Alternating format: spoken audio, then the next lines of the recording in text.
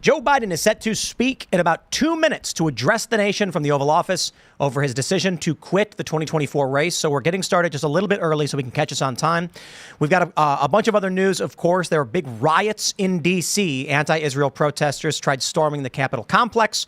We call that insurrection. But we'll talk about this and a whole lot more, especially we've got Kamala. Apparently, the media is claiming she's great with Gen Z. Yeah, I don't believe it. And then we'll talk about how the media is claiming she's not the border czar, despite the fact that the media is the one who called her the border czar, because the gaslighting has begun. So smash that like button, subscribe to this channel. Go to castbrew.com, buy Cast Brew coffee to support the show. Go to timcast.com, click join us, become a member to watch the members only uncensored show. Tonight, to join us and talk about all of this, we have Rachel Wilson. Hello, I'm Rachel Wilson, author, researcher, shill for the patriarchy. Glad to be here again. Right on. Well, thanks for hanging out. Ian's here. Hey, bye. Bye. Hey, bye. See you later. No, I'm. Thanks for having me, and everyone in the audience that is giving me all this love. I really appreciate it. I love you too. Thank you so much. Are you preparing us for Joe Biden's speech right now? Yeah, we'll know if it's pre-recorded if it starts on time. That's what I said. Yeah. So we should get started. I'm Hannah Claire Brimley. I'm a writer for SCNR.com. That's Scanner News. Check them out. All right. So now we tried to get to that early because when Biden announces, when they announce like an 8 p.m. address or debate or whatever, we're trying to go through like 3 minutes of the introductions to the show and then starting. But Hannah Claire was like, this will be the first, or what do you say? This is the first time they'll be on time. Yeah. I think he's ready to go. He's trying to retire. But then Ian made a good point. It's funny, but it's true. Yeah. So if in the next minute this starts and Biden's talking, pre-recorded, no question. I think so, yeah. So as we wait for the official statement, we do have this, and we'll get this going. White House claims Biden did not quit race for his health. Made decision in short period of time on Sunday. So I love this. The Daily Mail reporter who was on the Air Force One jet said that he looked deathly ill, and they were rushing as fast as possible to get Joe into COVID isolation. Interesting. Yeah, I do not believe that for a second. They were rushing because it is believed that he was suffering a mini stroke. I think you mentioned before that they've been pumping him with so many drugs, or at least it seems like they've been pumping him with so many drugs that when you come down from that, you look like God, like hell on earth. Yeah. Has overcome you. Especially at his age, to be on all that kind of stuff, it stresses the circulatory system and your heart and like all those uppers. So and they have been hauling him everywhere too, right? Like when he said, "I'm tired from travel," I kind of credit that. I mean, he's in his 80s. I'm sure it's not easy to be sort of dragged everywhere by your crazy staff. The thing about Joe Biden is, I just want to know what happened between Saturday night when his campaign was still messaging like, no, we're in this race, and when he released the statement, or the hour before when they released it. Like, what conversation could he have possibly had that was like? There was no conversation. No, we know what happened. Joe Biden had been adamant he would not drop out. Schumer, Schiff, leadership, they were like, you got to go. Yeah. And then Saturday night, some fine gentleman from the FBI showed up and knocked on his door, and they handed him a manila envelope, which he opened, and it's just a picture of JFK. And then he was like, I'm dropping out of the race. And they were like, oh, what a coincidence. And then they left. See, I just think Joe Biden's so arrogant. He'd be like, no, that would never happen to me. Like, he was delusional with the idea that he would just be this, like, 8-year president. I mean, he really clung to that like no other. It's almost like a mythical thing how much he believed he deserved another term. Maybe arrogant isn't the right word. Maybe his brain doesn't work. So they hand him a manila envelope, and he opens it, and there's a picture of JFK, and he's like, too subtle. I can't see it without my glasses. Let me. What is this about? And they're like, well, you need to look at the picture. What's the picture of? Sir, just look at the picture. Oh, here we go. My fellow Americans. Right on time.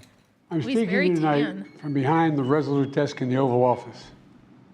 In this sacred space, surrounded by portraits of extraordinary American presidents. He's not even looking at the camera. Thomas Jefferson wrote the immortal words that guide this nation. George Washington, who showed us presidents are not kings. Abraham Lincoln, who implored us to reject malice. Franklin Roosevelt, who inspired us to reject fear. I revere this office, but I love my country more. It's been the honor of my life to serve as your president. But in the defense of democracy, which is at stake, I think it's more important than any title.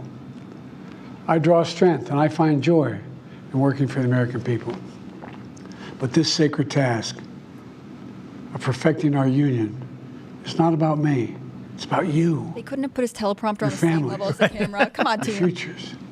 It's about we, the people. And we can never forget that. and I never have. I've made it clear that I believe America is at an inflection point. Wow, he's reading for sure. One of those rare moments in history when the decisions we make now will determine our fate of our nation and the world for decades to come.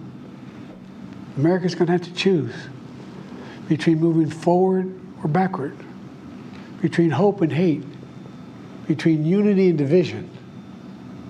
We have to decide, do we still believe in honesty, decency, respect, freedom, justice, and democracy? In this moment, we can see those we disagree with not as enemies, but as fellow Americans. Can we do that? Does character in public life still matter? I believe I know the answer to these questions because I know you, the American people. And I know this: we are a great nation because we are good people. When you elected me to this office, I promised to always level with you, to tell you the truth. And the truth, the sacred cause of this country, is larger than any one of us. And those of us who cherish that cause cherish it so much. Cherry? We The cherry. cause of American democracy itself must unite to protect it. You know, in recent weeks, it's become clear to me that I need to unite my Rachel Weeks. party in this critical endeavor. I believe my record as president, my leadership in the world, my vision for America's future, all merited a second term. But nothing can come in the way of saving our democracy. What? So run That again. includes personal ambition. Well, he's a martyr, team. So So I've decided the best way forward is to pass the torch to a new generation. That's the best way to unite our nation. Called it, Hannah Claire. You said he would say You know, that. there is a time and a place for long years of experience in public life.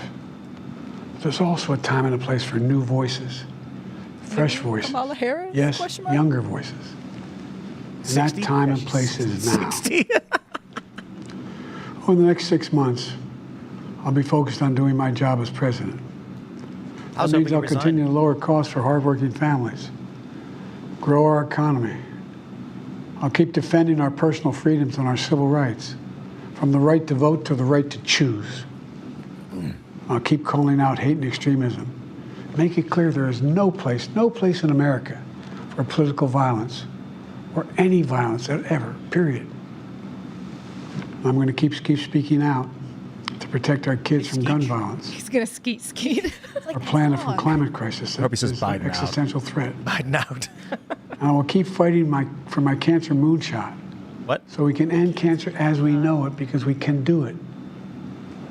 And I'm going to call for Supreme Court reform because this is critical to our democracy, Supreme Court reform. You know, I will keep working to ensure America remains strong and secure and the leader of the free world. I'm the first president in this century to report to the American people that the United States is not at war anywhere in the world. We'll keep rallying a coalition of proud nations to stop Putin from taking over Ukraine. and more damage. In the same breath, he says that. Keep NATO stronger, and I'll make it more powerful and more united than any time in all of our history. I'll keep doing the same for our allies in the Pacific. You know, when I came to office, the conventional wisdom was that China would inevitably surpass the United States. That's not the case anymore. What? And I'm going to keep working to end the war in Gaza, bring home all the hostages, and bring peace and security to the Middle East and end this war. We're also working around the clock to bring home Americans being unjustly detained all around the world. You know, we've come so far since my inauguration. On that day, I told you, as I stood in that winter, we stood in a winter of peril and a winter of possibilities. Peril and possibilities. I like winter apparel. We're in the grip of we were in the grip of the worst pandemic in the century, the worst economic crisis since the Great Depression, the worst attack on our democracy since the Civil War. But we came together as Americans, and we got through it. We emerged stronger, more prosperous, and more secure. Today we have the strongest economy in the world, creating nearly 16 million new jobs, a record. Wages are up. Inflation continues to come down. We're still clenching. The racial wealth gap is the lowest it's been in 20 years. The racial wealth gap. We're literally rebuilding our entire nation, urban, suburban, rural, and tribal communities. Manufacturing has come back to America. We're leading the world again in chips and science and innovation. We finally beat Big Pharma after all these years to lower the cost of prescription drugs for seniors. We have to talk about. And I'm going to keep fighting to make sure we lower the cost for everyone, not just Is he seniors. campaigning? I was just gonna Wrap it up, say. dude. More people have health care today in America than ever before. And I signed one of the most significant laws helping millions of veterans and their families who are exposed to toxic materials. I just want him to be like, I'm not leaving. No. I'm not leaving. Hey, it sounds like that was a good precedent. I'm staying. In the world. The first major you're gun a safety law in 30 reason years. Today, violent crime rate is at a 50-year The best low. way to do that is to quit. I don't Also understand securing why our he's border. campaigning right now if he's quitting. Border crossings are Trying to lower put a spin on today his when the previous time in office. administration His legacy. left office. Kamala Set it can up launch for a campaign Kamala, off yeah. of I've kept my commitment to appoint the first black woman to the Supreme Court of the United States of America. That's disgusting, you I racist. also kept my commitment Oh, to good. have an administration that looks like America and be a president for all Americans. That's what I've done. It looks like it. I ran for president 4 years ago because I believed and still do that the soul of America was at stake. The very nature of who we are was at stake. And that's still the case. America's an idea. An He's idea convinced stronger me. than any I'm army, voting for Kamala. bigger than any ocean, more powerful than any dictator or tyrant. It's the most powerful idea in the history of the world. That idea is that we hold these truths to be self-evident. We're all created equal, endowed by our Creator with certain inalienable rights: life, liberty, pursuit of happiness. We've never fully lived up to it, to this sacred idea, but we've never walked away from it either. What? And I do not believe the American people will walk away from it now. In just a few months, the American people will choose the course of America's future. Crazy he's been in politics made for my so choice. long, considering how stiff this I've is. made my views known. I would like to thank our great Vice President Kamala Harris. She's experienced, she's tough, she's capable. She's been an incredible partner to me and a leader for our country. Now the choice is up to you, the American people. When you make that choice, remember the words of Benjamin Franklin hanging on my wall here in the Oval Office, alongside the busts of Dr. King and Rosa Parks and Cesar Chavez. When Ben Franklin was asked, as he emerged from the convention going on, whether the founders have given America a monarchy or republic, Franklin's response was, a republic, if you can keep it. A republic, if you can keep it. Whether we keep our republic is now in your hands. My fellow Americans, it's been the privilege of my life to serve this nation for over 50 years. Nowhere else on earth could a kid with a stutter, modest beginnings in Scranton, Pennsylvania, Claymont, Delaware, Been through one day adversity. sit Well behind the played. President That was good. in the Oval Office as President of the United States. But here I am. Like having a stutter means you're born without legs or something. Inexplicably, here I am. We're a nation of promise and possibilities, of dreamers and doers, of ordinary Americans doing extraordinary things. I've given my heart and my soul to our nation. Oh, I thought he was going to say to So Satan. many others. I say, I'm not sure I'm if you give blessed. your soul to America. A million times in return, with the love and support of the American people. I hope you have some idea how grateful I am to all of you. The great thing about America is here, kings and dictators do not rule, the people do. Except for when you're Merrick Garland. History is in your hands. The power is in your hands. The idea of America lies in your hands. Idea of America. We just have to keep faith, keep the faith, and remember who we are. We're the United States of America, and there's simply nothing beyond our capacity when we do it together. Oh, I want him to stop. It's nails on a Let's act chalkboard. together, It's enough. preserve our democracy, He keeps sounding like he's about to say bless you all, Democracy again. and God protect our troops. Thank you.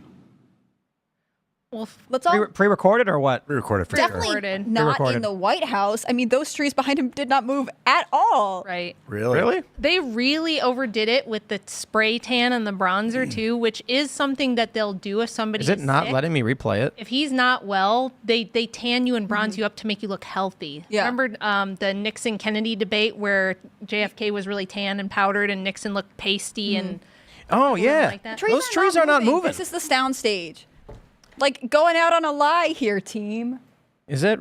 I guess they move a little they bit. moved. Maybe Oh, okay, they're moving. They're moving. I don't but They know. could put a TV screen behind him. But I Seems recorded. That didn't feel Yeah. live. Yeah, he messed up a few words, but My favorite not was anything Ch- catastrophic, which Cherry indicates a recording. America-mocracy. yeah, that was a good one. That's That a was new good. Ben and Jerry's flavor for sure. Cherry America-mocracy. I'm glad that they kind of the theme was unity instead of like go after the other guy. They've dropped that Oh, completely. wait, said the that would've word been unity, better. Saying like They need this. us versus them. Like he kept I- saying unity, meaning we don't like those other people, so we need I to unite. Kinda, but I was hoping for when he was just like a republic, if you can keep it. That's why I'm abolishing the ATF, the Federal Reserve. We're going to shut down. I was hoping for like a curveball here. This is the thing, you know. It's like we don't want chaos and calamity, but we want a little spice. Like we want a leader to stand up and make bold declarations and do things to move this country. We don't expect that from Joe Biden. Joe Biden represents. This is my view of the status quo politics versus Donald Trump. Our nation is facing a massive storm.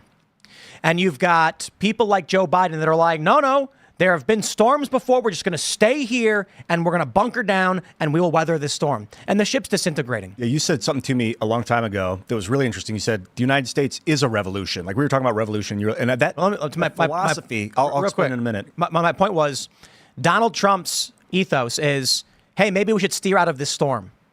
The Democrat establishment and the Uniparty is, no, we'll be fine if we stay in the storm. And it's like, have you paid attention to the world around you? Yeah. The petrodollar is being dumped. Russia and China are expanding militarily. We need to actually shore up our borders, our trade, better trade deals, work on the American economy so that we can actually be formidable. But it's Biden, it's the Democrats that are like, no, we'll just keep burning resources in Ukraine. That's when you say the United States is a revolution, like obviously it's birthed from a revolution. We wrote it into our Constitution that we revolve our system. We take our leaders out, put new ones in. It's a peaceful revolution because when you have crazy systems that are breaking and the storm all around you, you have to navigate out away from it. And that's the revolution. It's to change. You change the system. If there are oligarchs controlling us, then we revolt peacefully and we change that. We don't sit here and take it. Yeah, that was that. recorded. For sure. Also, what was the reason? Did anybody, because this was supposed yeah. to be, they're going to explain why he was, there's never been in history a president that has pulled out this late in the race or a candidate who's pulled out this late in the race. Totally unprecedented. It's a total wild card. You should have a really good reason for doing that because he spent the last year. I loved his reason. What do you mean? yeah, it was I thought democracy. that was great. He believes he could have won a second term, but his crazy party didn't believe in him enough, so he's going to step back so they're more Is that what he united. said? He said, I believe I could have won a second term, but I also believe in unite. I have to unite my party. Like, he is saying, I'm doing this. I'm the sacrificial lamb for the Democratic Party in I don't know how America. this saves democracy. Well, he's turning it over to a younger generation. Kamala Harris. It Like, was 59. it doesn't, nothing makes sense here, right? No. New voices, she's a career politician. I mean, the posturing here is like, I wanted to stay, but Democrats don't like me enough, so I am leaving. I was just hoping he was going to be like, this is why I believe it's pre-recorded, because Biden is resistant to the whole thing.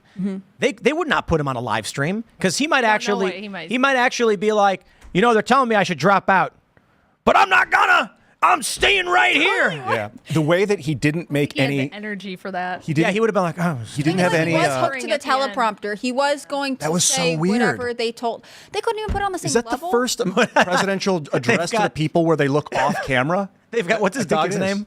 Commander. They've got like Commander on like a leash. They're pulling his neck and they're holding it and he's just staring at it like, and that's why I'm resigning and they're squeezing and like, come on. Wouldn't it have been funny if he had been like, I've changed my mind. I'm endorsing Mitt Romney. Like, he just completely went That's off why it's script. recorded. Yeah. And he would have, if it had been live, he would have had a catastrophic mistake of something. He would have said something bizarrely weird. He did. Only like 4 things that were weird, but it was enough for him to be like, I'm not recording that again. And they're like, this is the best we're going to get out of him. Just Yeah. No, but they probably want a little bit of that so it looks real. What was the ice cream flavor you said? Oh, cherry Americamocracy.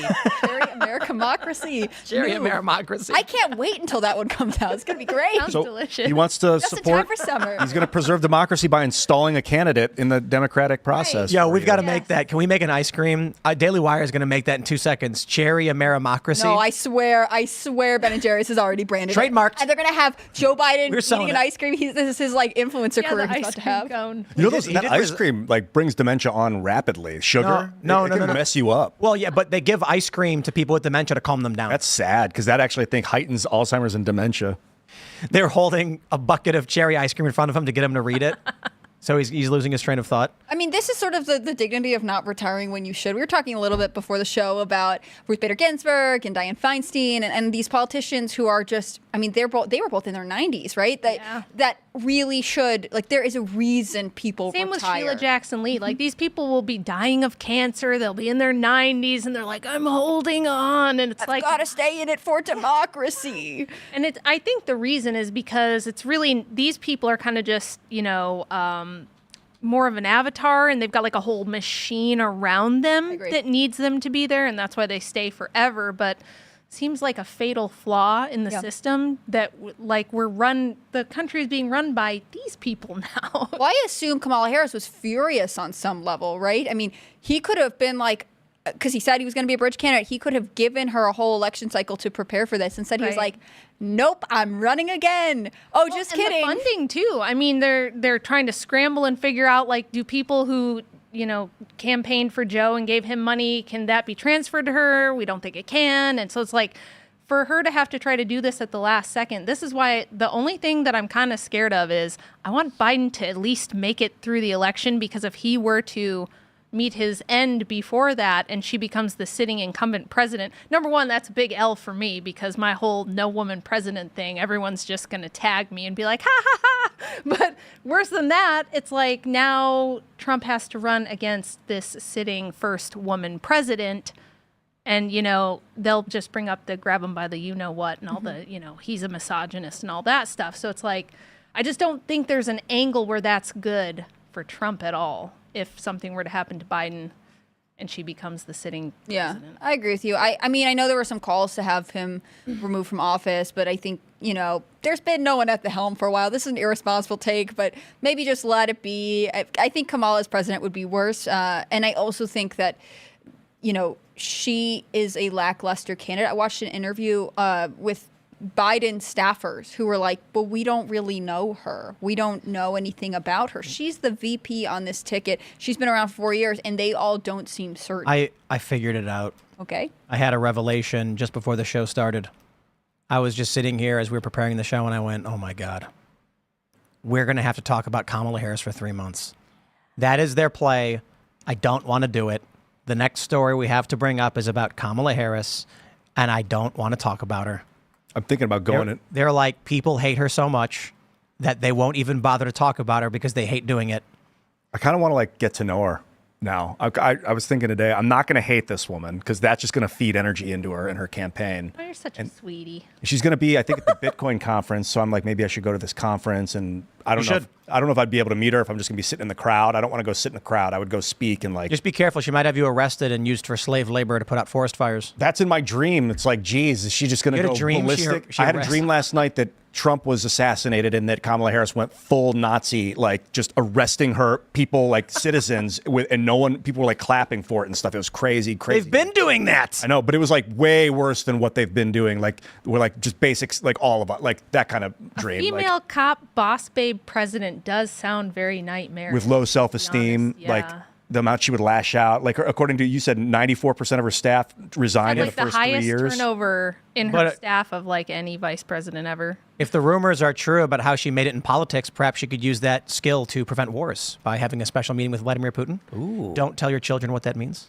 She is posturing as the messaging they're developing right now is the prosecutor versus the felon, which I think is sort of funny because when people were like, oh, Trump's a felon, I'm voting for him anyways. I mean, I don't think they realize that like they don't know how to grapple with the energy and interest that Trump inspires. And so they constantly message incorrectly. I think that she's not a very likable candidate already. There was a reason that she was Joe Biden's further left VP pick. She's not appealing. And I don't think they know how to compete with basically everything that hasn't Trump, especially in the last couple of weeks. Well, let's jump to the story. They've certainly got a plan in place. New York Post reports media suddenly changes its tune on calling Kamala Harris the border czar despite giving her the title.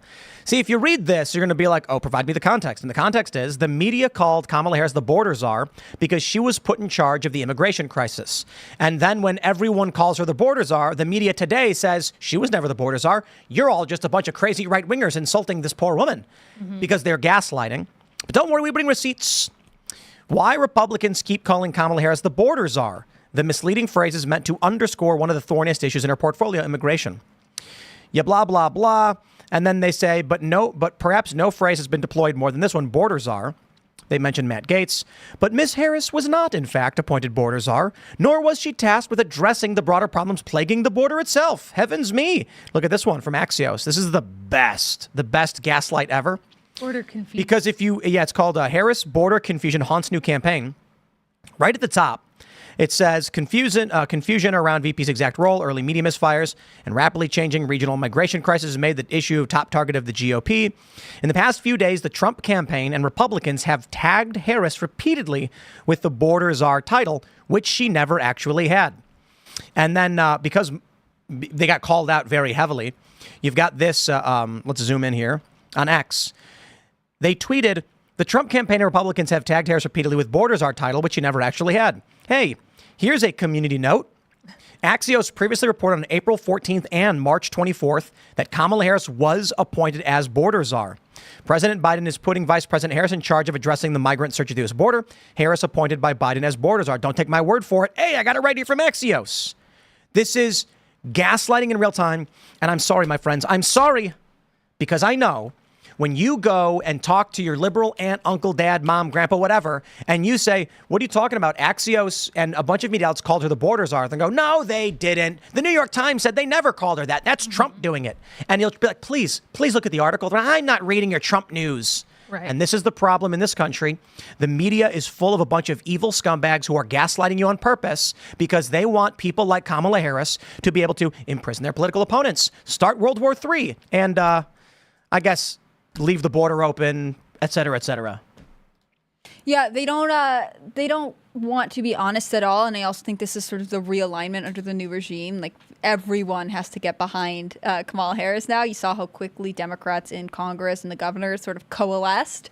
And now it's the media's turn. They're going to do whatever they can to protect her because I guess Trump is a terrible threat. Think about how defensive the media, the corporate press across the board, ABC, NPR, even Fox News.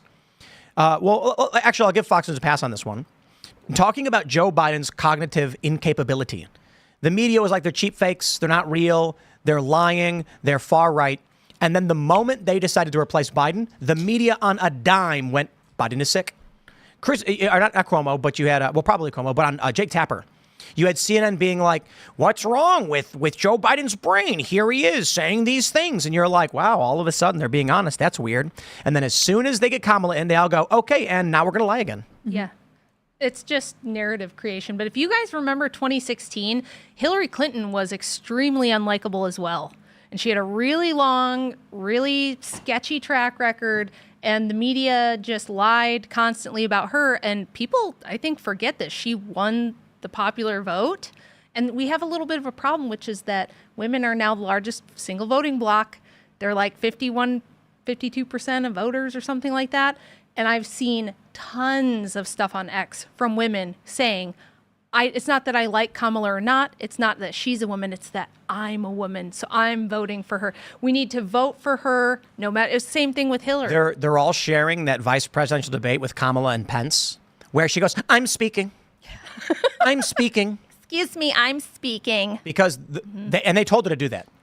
They told her to get any moment where he tries to interrupt and say, I'm speaking, because they're targeting feminist, liberal women to go, ooh, you go, Kamala. We got to get Tulsi Tulsi Gabbard. Let's get her on the show. Let's get her involved. We need her to debate Kamala, which if Kamala will step up to the plate. We got to call in the special forces once again. Tulsi Gabbard put her in her place in the last election cycle in 2020. It was so embarrassing for Kamala. She got no delegates after that. It halted her campaign's momentum, if there was any to begin with.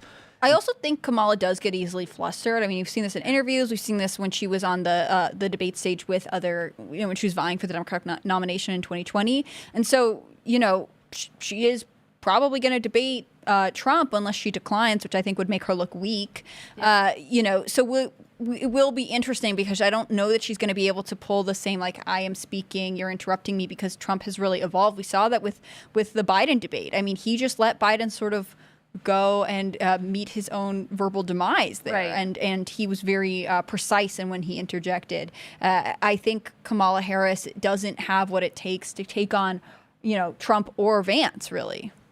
Let's just send it to Tulsi Gabbard. This is 2019. Bring the conversation back to the broken criminal justice system that is disproportionately negatively impacting Black and brown people all across this country today. Now, Senator Harris says she's proud of her record as a prosecutor and that she'll be a prosecutor president, but I'm deeply concerned about this record. There are too many examples to cite, but she put over 1,500 people in jail for marijuana violations and then laughed about it when she was asked if she ever smoked marijuana. She blocked evidence.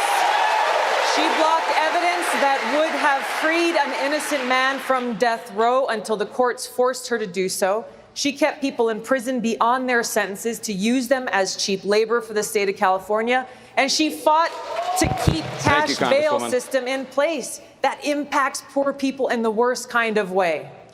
And that's 50 seconds, not 4 minutes. Right. But I want to clarify. There were people who were in prison beyond their sentence because they were using them to fight wildfires. It's not just cheap labor. It is slavery, slave labor to fight wildfires, putting their lives at risk. That's what Tulsi Gabbard was referencing. Yeah, they're not stamping, vehicle license plates or something. They're being forced to fight wildfires. And if you look at the optics here, Tulsi's in white, which is always associated with like innocence, goodness, and being angelic, and Kamala in the black. She looks like a Sith Lord. Well, I mean, her face is her face gets real sour as soon as Tulsi starts talking. I don't know how she would hold up to kind of the treatment that Trump gave Hillary. Do you guys remember the debates? Oh yeah, Hillary, I rewatched it. In jail. Yeah. It was so awesome. It was a clown show. Like, he would not stop interrupting. That's why I didn't vote for him. Me too. He really soured people's I think that's opinion true for a lot of people. But I think, again, he's evolved since then. I think he is even more precise in his debating ability. And Kamala Harris, again, she's running as like, I'm the prosecutor and he's a bad guy and he's a felon. You are now opening the door to criticism of your record, which was already a problem when you were running in the first place, not just from conservative people, but progressives. Progressives looked at her record and said, you're a bad person, and nothing about that changed. This is the problem, though, is that they protected her from debating anyone in the Democratic Party that wanted the job. So she hasn't had to face anyone like Tulsi Gabbard or like Robert Kennedy Jr. or even Buttigieg, who probably would get behind as vice president because he's in her cabinet. But before, in 2020, he would have been up on stage. Oh, behind his vice president. Those are the people that don't have the stigma. They don't have the Trump stigma that would just put her in her place. And they need that debate. Dude, it's absolutely wild that there's no chance Kamala could have ever won any primary. She barely won her Senate race. Was it Senate race, right, in California, against a Republican in California? And the only reason she is now being set up to be the nominee for president is because of political posturing. Installation, violation of democratic process. Isn't it wild that the party that's been, freaking out about Trump being a fascist and he's a threat to democracy is like installing a candidate with no democratic process? Literal communism. This is what communism is. They claim to have elections, right, and then the party appoints the nominee, and then they have an election. My favorite thing about these communist countries is like the person who gets to play the Potemkin rival. It's, like North Korea, some guy shows up and he's like, it's like they come out for the debate and then they're like, Kim Jong-un, why should we vote for you? And he's like, because I'm your supreme leader. Yeah. But what about your rival? What have you to say? He's got a point. Yeah. He is pretty awesome. Yeah, I might vote for him too. Yeah. I don't even know why I'm running. That's where we're at right now with the Democratic Party. They don't want up. I mean, they've always had the superdelegates. Yeah. They've always basically said if we can't, they can throw a wrench in the works and appoint whoever they want. And at first it was a facade, but then Bernie Sanders mounted a real grassroots effort that they could not control. So they said, how about we just don't have primaries? And here we are. Yeah. If Kamala wins and people choose to support a party, now, I want to say we're seeing a lot of pushback from activists on the left. It's not just Black Lives Matter. There's posts all over Reddit from activist forums saying, how are we supposed to vote for a party that has appointed an unpopular candidate? And especially many of these leftists are like, the Democratic Party, without a nominating process, put a cop, prosecutor as their nominee. I won't support that. I'm hoping that they lose because of this, because if they end up winning, and they could win via shadow campaign, then the future is going to be special political elite appointees arguing with each other, and the American people have nothing to do with it. There would be, if that were to happen and the Democratic Party somehow won with an unpopular candidate, there would be a lot of citizens that would be very angry and pushing back against that. Not just the Republicans, like you mentioned, Black Lives Matter, they have 1 million followers on Twitter. God knows how many of them feel this way.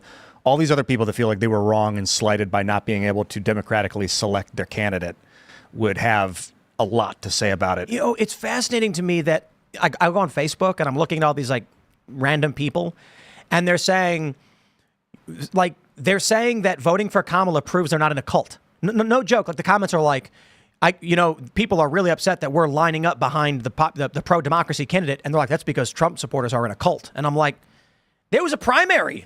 Ron DeSantis, Vivek Ramaswamy, Nikki Haley all challenged Trump, and there was a popular vote for Trump. You guys just put Kamala Harris in front of the room and then said, march behind us or else. And they went, okay. Yeah, blindly trust the party. At the last minute, when there's really nothing that can be done about it. There's not even time to challenge it. Right, especially since they're talking about having their virtual roll call ahead of the convention. So the convention will just be a pep rally for presumably Kamala. That brings up the question, why is the DNC convention past the middle of August when it's always in July? They planned the whole thing. That's what I think. Yep.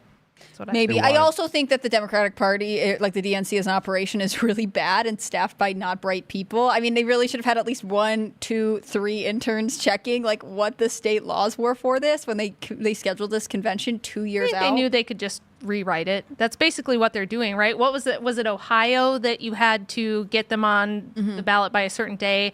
And they're like, oh, it's okay. We'll just change it. Yeah. So suddenly we can just And I can't remember what the provision was, but the lawmakers in Ohio were like, fine, you can vote to change it, but we want whatever this provision is. And the Democrats in Ohio were like, no. They had a path to change it. Instead, they were just like, go back to the DNC and change it again. I mean, the DNC never has had any respect for voters, in my opinion. Look at the way they rearranged primaries this year, right? They said, forget you guys, New Hampshire. We don't care about anything. South Carolina is going first. And they'll claim it's because it, better represents America theoretically. But really, it's because Joe Biden performed better in South Carolina than he did in New Hampshire. And they're just going to continue to push this narrative that they are doing this for the people because we believe in you. We're all together, when actually it's just sort of gaming the system to try and achieve whatever end they think they deserve. I just looked up. Oh, go ahead. When the DNC was formed, it was 1848, right after the Civil War. No, 1848. It's well before the Civil War. Am I getting something wrong? I thought it was Yes, 41 to 45. The Civil War was 61 to 65. 61 to 65. Yeah, and there were the Democratic Republicans, and there were actually many different parties, but then it basically broke down into the Republicans and the Democrats, basically around this social disorder, civil war, civil strife, I should say. And then since then, it's basically been two parties because the Civil War never ended. Well, let me clarify what that means. After the Civil War, we had Reconstruction, and there was a very, let's say, delicate peace that the South surrendered. In fact, after the South surrendered, there was still fighting. Since then, you have had conflict between the two parties as basically to simplify everything, you can always reduce it to its historical point. But since then, we've had two parties. And there was, I always mix the year up. I think it was 1876, where the president was chosen by appointment.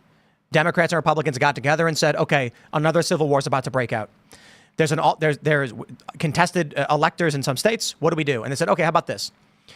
In exchange for ending Reconstruction, we will allow you guys to appoint a certain candidate, and then we'll just call it square. And since then, it's been Democrats versus Republicans. Except Teddy. Teddy Roosevelt had the Bull Moose Party, I don't know what year, 12, something like that. But he that was the ticket he ran on? Yeah, he ran on a third party ticket and won. Oh, okay, Bull wow. Moose Party. Yeah. Which that is testament to a cult of personality there. Teddy was quite a man. A warrior. Did he kill a bear or something? I don't know. I hope he so. did. That's like the theoretical origin of the teddy bear. Yeah, they like strapped a baby bear to a tree and then he shot it or something. Oh, Well, didn't no. he I don't know about that one. Didn't they also attempt to assassinate him, and he just like finished his? Oh, while he was on stage after he was shot, he kept talking. Yeah, Teddy Roosevelt. yeah. It's a beast So of it a man. takes more than that to kill a bull. When Obama got into office, he said his favorite president of history was Abraham Lincoln. And when he left office, he said his favorite president was Teddy Roosevelt. I think he understood the power. And I kind of liken Trump to Teddy because I think Teddy was like not like my mom wouldn't have loved him as a man if she'd known his personality. She probably would have thought he was a hideous human being. Like, what a dick. I don't want him around my kids. But the reality is he was a great administrator. Do you believe, I mean, so often we hear this in politics, like, you want a candidate who you could have a beer with. Do you think that is true? Like, do you want someone that you would want to hang out with, or do you want someone who you think would be effective in the job? Does someone that you'd want to hang out with necessarily mean that they are good in the political position? I want foreign leaders to fawn over my president. I want them to fall to their knees and worship like they do with Trump. That was the thing about Trump, is that Kim Jong-un was like, I love you. That's good. That gives us the cult worship that we need to create the culture of the world. So that is like the guy I want to have a beer with there. But if he's a terrible administrator, then no, I don't. I would. Terrible administrator, but he's really nice. He always comes with a board game when you throw a party. I think I would choose the administrator. Real quick, we got a super chat from MCAN saying, look at HRES 253, 118th Congress. It names Kamala as the border czar. It does, but in quotes, because it's not an official title. But I do think it's funny that she was, this is a bill that was a resolution to remove her as the head of the Biden administration strategy to address the root causes of migration. What the media is doing is twofold. When people say she's the border czar, it's just a colloquial simplification of her task. The crisis at the border was overwhelmingly illegal immigration. She was tasked with dealing with it, and the media called her the border czar. So then a bunch of people said, okay, now they're gaslighting you, claiming she never was. That's not true. She never had that title. It's not a title. What they're also not telling you is they're saying, the New York Times is like, but she was never in charge of drugs or cartels. Right. She was in charge of what the crisis was in the moment, which was caravan after caravan and mass illegal immigration. They're gaslighting in two different ways. Yeah. Well, things are we've had such a wild last 4 years. Things have been so crazy that I think we're almost like, we're used to this constant, really weird stuff, like totally anomalous black swan events happening. And they've come in such frequent waves the last 4 years that I think people are getting a little numb to it. And part of me wonders if this isn't purposeful, just to kind of acclimate people to like whatever huge changes are. I mean, there's stuff going on the grand chessboard with Ukraine and Russia, with, the stuff in the Middle East, with plans for a new pandemic. I don't know if anybody's seen any of that coming out of New Zealand, how they're prepping for that. We've got Christopher Wray, head of the FBI, saying, oh, gee, you should be on the watch out for new terror attacks because we're thinking that's coming. And it's like, we had the election in 2020 go in a very fishy way, and now this one's going very fishy. And it's like, part of me wonders, are they just kind of like happy to be out with it now so that when they, bring down this democracy illusion stuff to put in this global new world order, they're just kind of like, it's in your face, and it's like, what are you going to do about it? I just feel like there's fog of war and chaos on purpose right now. And like Tim said, the media they literally tell you one thing and then tell you that they didn't say that the next second. And it feels like 1984 type psyop, psychological working. Yeah, the final order, this is from 1984, the book by George Orwell, is to, what is it, disbelief your eyes and ears. It was the most important and final order from the party. Yeah. For real, because the Democrats I knew in 2008 never would have put up with this, having a candidate installed. This is insanity. This is not American. I believe democracy. that is incorrect. Not the ones I knew. They had none of this. You mean the voter base? The people I knew in the voter base. Yeah, Oh, yeah, for we sure. were avidly pro-democracy for real. Like the people's voice is what controls our nation. We are the nation. We are governed by ourselves, and these people are representing us in the process. There's only one thing you can do: vote Trump. Vote Trump. I might.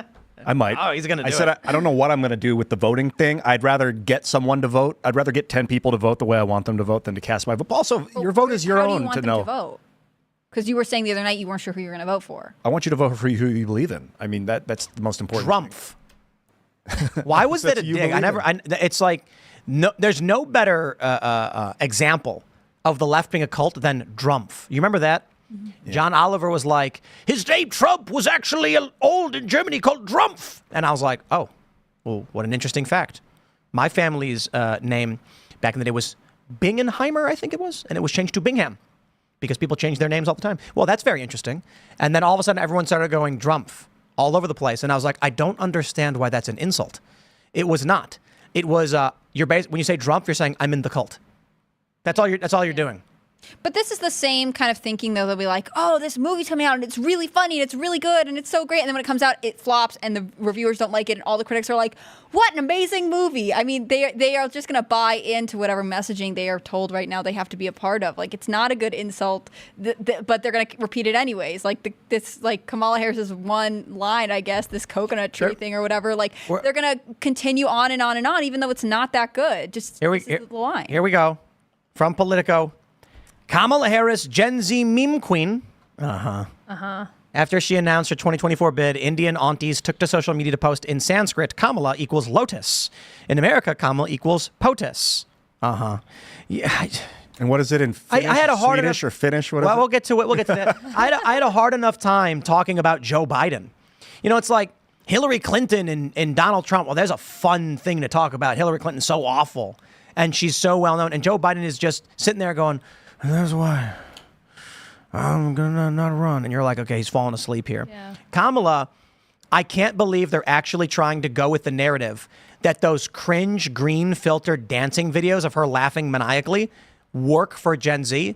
Because I'm like, I don't know, man. I think Gen Z is a little bit more based than that. Like, I'm not saying they're voting for Trump. It's just like, I don't think they're watching Kamala Harris do that weird shuffle dance with the green filter, and they're like, this is cool. I guarantee my Gen Z kids are watching that going, oh, cringe. Yeah. They don't think it's cool. No, it's not cool. It's never cool to have like an older adult person. Oh, look at the lady in the pantsuit shuffling. It's like, no, it's not cool. They're like, oh, it's all a reference to pop music. No, it's just No, this one's crazy. Check this out. Everything is in context.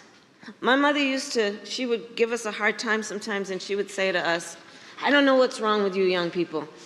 You think you just fell out of a coconut tree? You exist in the context of all in which you live and what came before you. So apparently, I don't know if this is true, but referring to a person who fell out of the coconut tree was a racial slur. Yeah, about in Europe. African monkeys, basically. It was like somebody was posting that in Eastern Europe, they say that person fell out of a coconut tree is a racial slur for a black person. Yeah, that's exactly what it is. And her mom obviously had that in her, well, maybe not maliciously, but that's what she's doing. It's a crazy joke or thing to say. At least she's being honest. I'm sure her mom did say that. But we just call them palm trees. Just the way that she talks and her weird, her weird cadence. It's like, do you really think Gen Z kids are watching this and be like, she's so cool? Mm-hmm. So she's so hip and cool. You don't think they're all looking at her and going, we need Mamala right now? Because how many times I've heard that story this week. Oh, yeah, Lord. It's gross. It's weird. I don't think they're going to buy it. And that's the thing. Like, her whole campaign is run by probably Gen Z staffers, millennial staffers who are like, this is my shot to get a White House position. And we're going to message this way, even though it's not actually working. I want to pull up Google Translate for you real quick. And they say in Sanskrit, Kamala means lotus. I'm going to type the word Kamala right here into Finnish. Oh, it says horrible. It means horrible in Finnish. And Six Hexenheimer pointing that out. I agree. Yeah, Kamala means horrible in Finnish. So I have this idea that, I was saying for a while now, Hillary Clinton also did the cackling fiend thing, and Kamala does the same thing. And I think that there's some political consultant being like, we've gone over the data, you have to laugh all the time. And I'm just like, I think that shows that if that's true, that's what you think, women are not going to be president. Because the example that I give is having worked in activism fundraising, working for groups that were working for environmental causes. I did fundraising for the Human Rights Campaign. That's they do all the gay rights stuff. Very different back when I was doing it. We were basically just like, hey, gay marriage, and that was it. And today it's a whole lot of other stuff. In fact, this is a really fascinating talking point. The HRC was at the time, this is back in 2010 maybe, was at odds with most leftist gay rights groups because they did not support trans rights. They said that it's a step too far, it'll never get approved, so they were working on other things. But I digress. The one thing I can tell you doing these campaigns, men who are tall and with deep voices raised a lot of money. Yep. Women who had large breasts raised a lot of money. I'm not trying to be crude or crass. It's just true. A woman would go out, she has large boobs, she'd come back and be like, look at all the people who gave me money. A guy would come back, he's 6'3", be like, I just got a bunch of people to sign up. Short guys succeeded only when they were slick, fast talkers with, fast hand sales guys. But usually they would not succeed. They would not do very well. And it's fairly obvious why humans react in this way. Tall guys are commanding. And I knew this one guy who was like 6'3", and he was not very bright. I'm not trying to be mean to him, but he was a slow guy. And he talked like this. And he would do ridiculously well fundraising. So I got asked by the bosses, can you go out with him and see how he's doing this? Because it doesn't seem to make sense in the numbers wise. And he just stands there. And then someone's walking by and goes, hey, come here. And they go, yeah. And he goes, so we're going to save the world together, all right? Here's what you're going to do. And I'm like, wait, what? You're literally just telling them to do it and they do? I'm like, that's crazy. He's like, it's pretty easy. I'm like, that's crazy. I think the issue with Kamala Harris, the reason why she's cackling like this and why Hillary Clinton did is because if you look at the example of AOC running up on stage and fist pumping and screaming like, we're going to win. I'm sorry, but it's a higher pitched voice that's raspy. And I do think that in humans, there is something about a roar, right? A guy with a deeper voice. I'm not saying Trump has this, but Trump has other characteristics. So I think they tell these women, if you try and be aggressive, it doesn't come off as strong. It comes off as naggy, right? Bitchy and naggy. Whereas a guy who says, listen, I'm going to tell you, you're like, oh, wow, this guy, he's pay woof. attention. But when a woman does, you're like, oh, I'm getting nagged. And I think, and the left agrees with me. I know they do because it's called inherent sexism. What's the inherent sexism? The whole concept? The idea that humans are predisposed to find louder, deeper voices as commanding and higher pitch voices as It's reasonable. The larger, stronger man's going to hunt the meat for you and feed your family if you're in his tribe. My lions roar. He's the commander. Also, she's laughing at her own jokes, which no comedian should do. It's obnoxious and shows weak, low self-esteem. Sometimes, right? A comedian who is telling a joke and then hits it, like Dave Chappelle does this, and then everyone starts laughing, and then he smiles and he looks and starts laughing too. But it's done with proper timing. Yeah, laughing along with it's like someone. They crack. It's like they break because they're trying to hold it together, but it's so funny they kind of break. That's kind of endearing. This is not endearing. She laughs at everything. Yeah, but she laughs when other people aren't laughing, which is where it's really obnoxious. She needs to know when to laugh, so she's leading them, And like if a comedian did that, they'd be booed off the stage. It's just, there was one moment, I can't remember exactly what was asked, but she was like walking outside and a reporter asked her a question and started laughing. And I was like, what?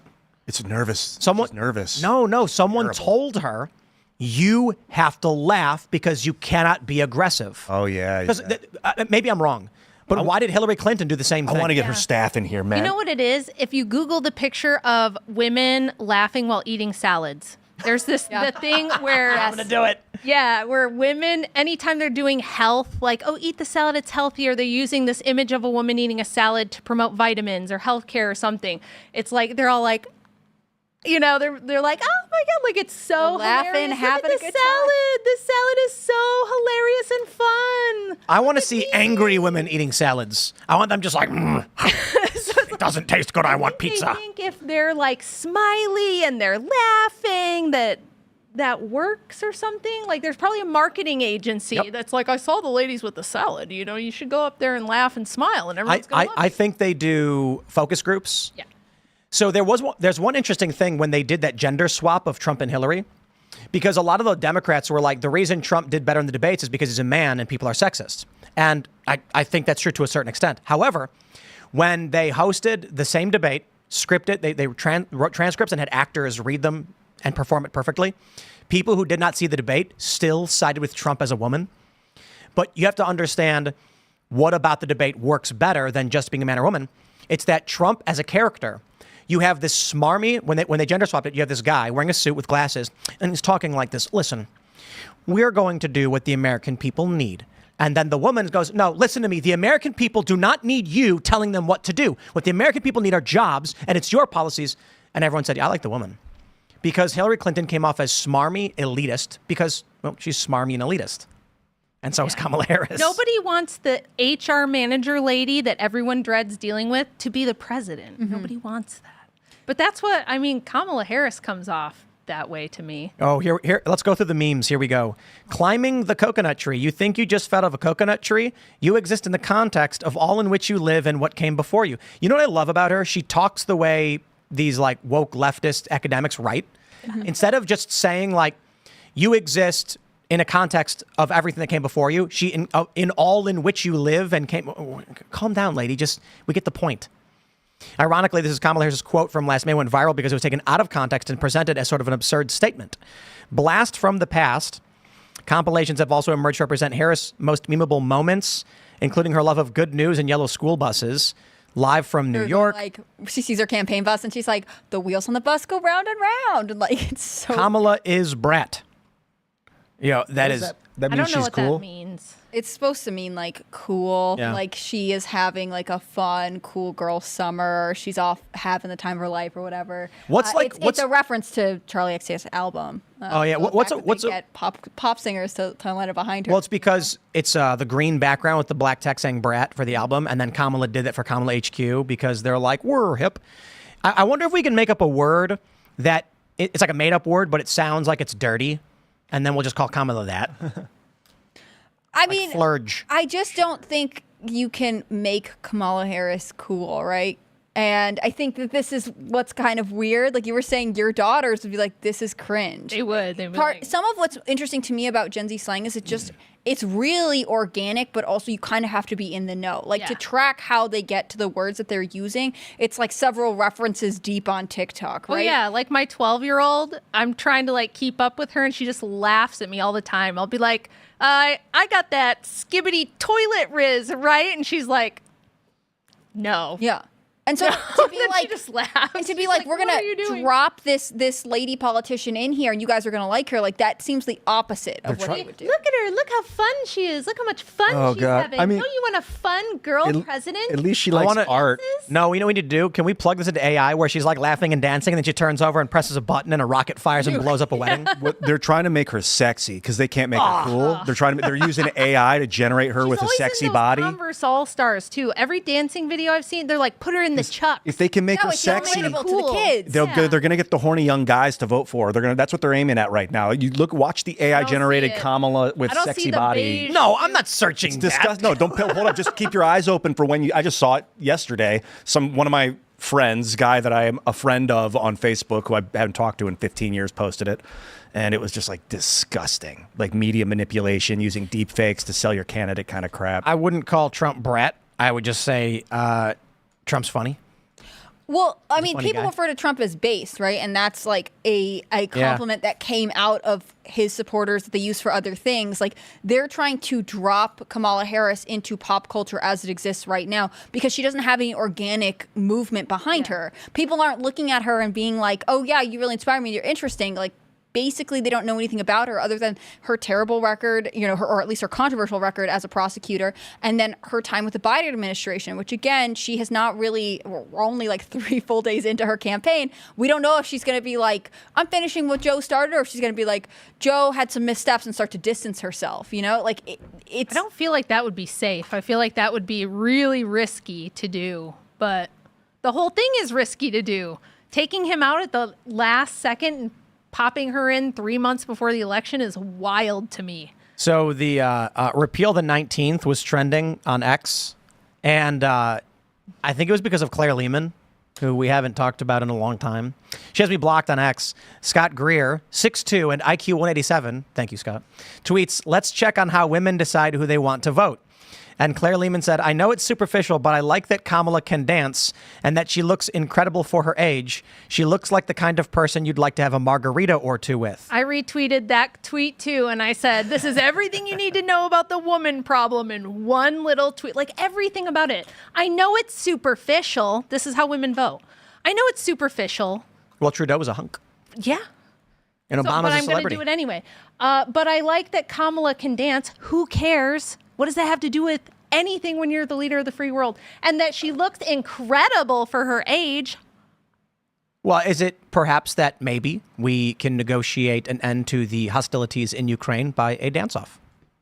That is a potential. Well, then we're only good. If they have Mexican foods. And I don't know. margaritas. Trump's still a better dancer. Yeah. We've all saw Oh, Trump do Trump's that such a weird bad stiff dancer. shuffle I would thing. love for him to be a good dancer. No, that is a great We need dance. to get him some moves. It's not- man. it's like- But it's like a signature thing. Like, again, Trump creates his own hype and culture around him. Kamala Harris has given us nothing. That's why they have to borrow from everywhere else. But importantly, a lot of the claiming Trump is a good dancer is ironic. It's clearly not a good dance, but he doesn't care. He's like, he just does whatever he wants, and he's on stage and he's got that face and he's doing this thing, and everyone, it's like, the guy is funny and doesn't care. It's endearing. Kamala is trying to do that, but it's just not. She's like a party girl, man. I think did she actually sleep her way to the she top? is a party girl. I don't know about what was that guy Brown? Some guy in California, Brown. Willie Brown. Did she hook up with him? Is that like confirmed? Is that just people say it they for had a fun? relationship. They had a relationship, and then did he hire her? Did he promote her or something? Yeah. And she was like way younger. He was like in his 60s and she was really young. So she hooked up with some guy who then promoted her, hired her into a government position, and she's just dancing and like laughing and like, I don't see leadership material in the woman, but they put her in as the vice president because she was black. She's not even black. I hate that term, but like because of her dark skin, her darker She's skin not tone. white and she's a woman. Yeah. That's what Bronze matters. she's skin. like Jamaican Indian. and Indian, right? That's her Yeah. heritage. I mean, I think that this is the futility of trying to capture the logic there, right? Like, she just was there when whatever happens. They force fight it out. He decided to leave. Democratic Party broke up, and she is the only one they have kind of standing. One of the problems has always been that there's no talent coming down the Democratic bench, at least not in the same way that conservatives are really kind of establishing themselves going forward. And so, I understand why this person is like, it's superficial, but I like Kamala because like, she just picks whatever's popular. A lot of women do that. Whatever is trendy, they're going to go with. And currently, they're trying to force this trend of Kamala Harris. She's not critically thinking about it. Claire was like an educated, like a smart person. Is she? I don't know. She runs Quillette, or she's Yeah. like the editor-in-chief of Quillette or Yeah. something, which is was supposedly a good magazine that I heard. No, it was free speech. It was classically liberal until Australia decided to start rounding up natives and putting them in concentration And then camps. she valued her country over reality. No, she over like feared being locked up in a concentration camp more than she cared about espousing her principles. And so I get it. You're in a country that is having vans pull up people's homes. Like there's a viral video where a van pulls up to a guy's house. And they're like, excuse me, sir. And he's like, what's the problem? And they're like, time to go into the van because you've tested positive for COVID. And he's like, okay. And then he was just gone. And they're like, neighbors haven't seen him since. So she's like, this is good. And everything is fine. And Australia is good. And then you have like these three Aboriginal teens get taken by force to a camp, throw like a burlap sack or something over the barbed wire, jump the fence and run and flee. And there was a manhunt to track them down. Like that's what Australia was doing. And she was like, this is fine. This is good.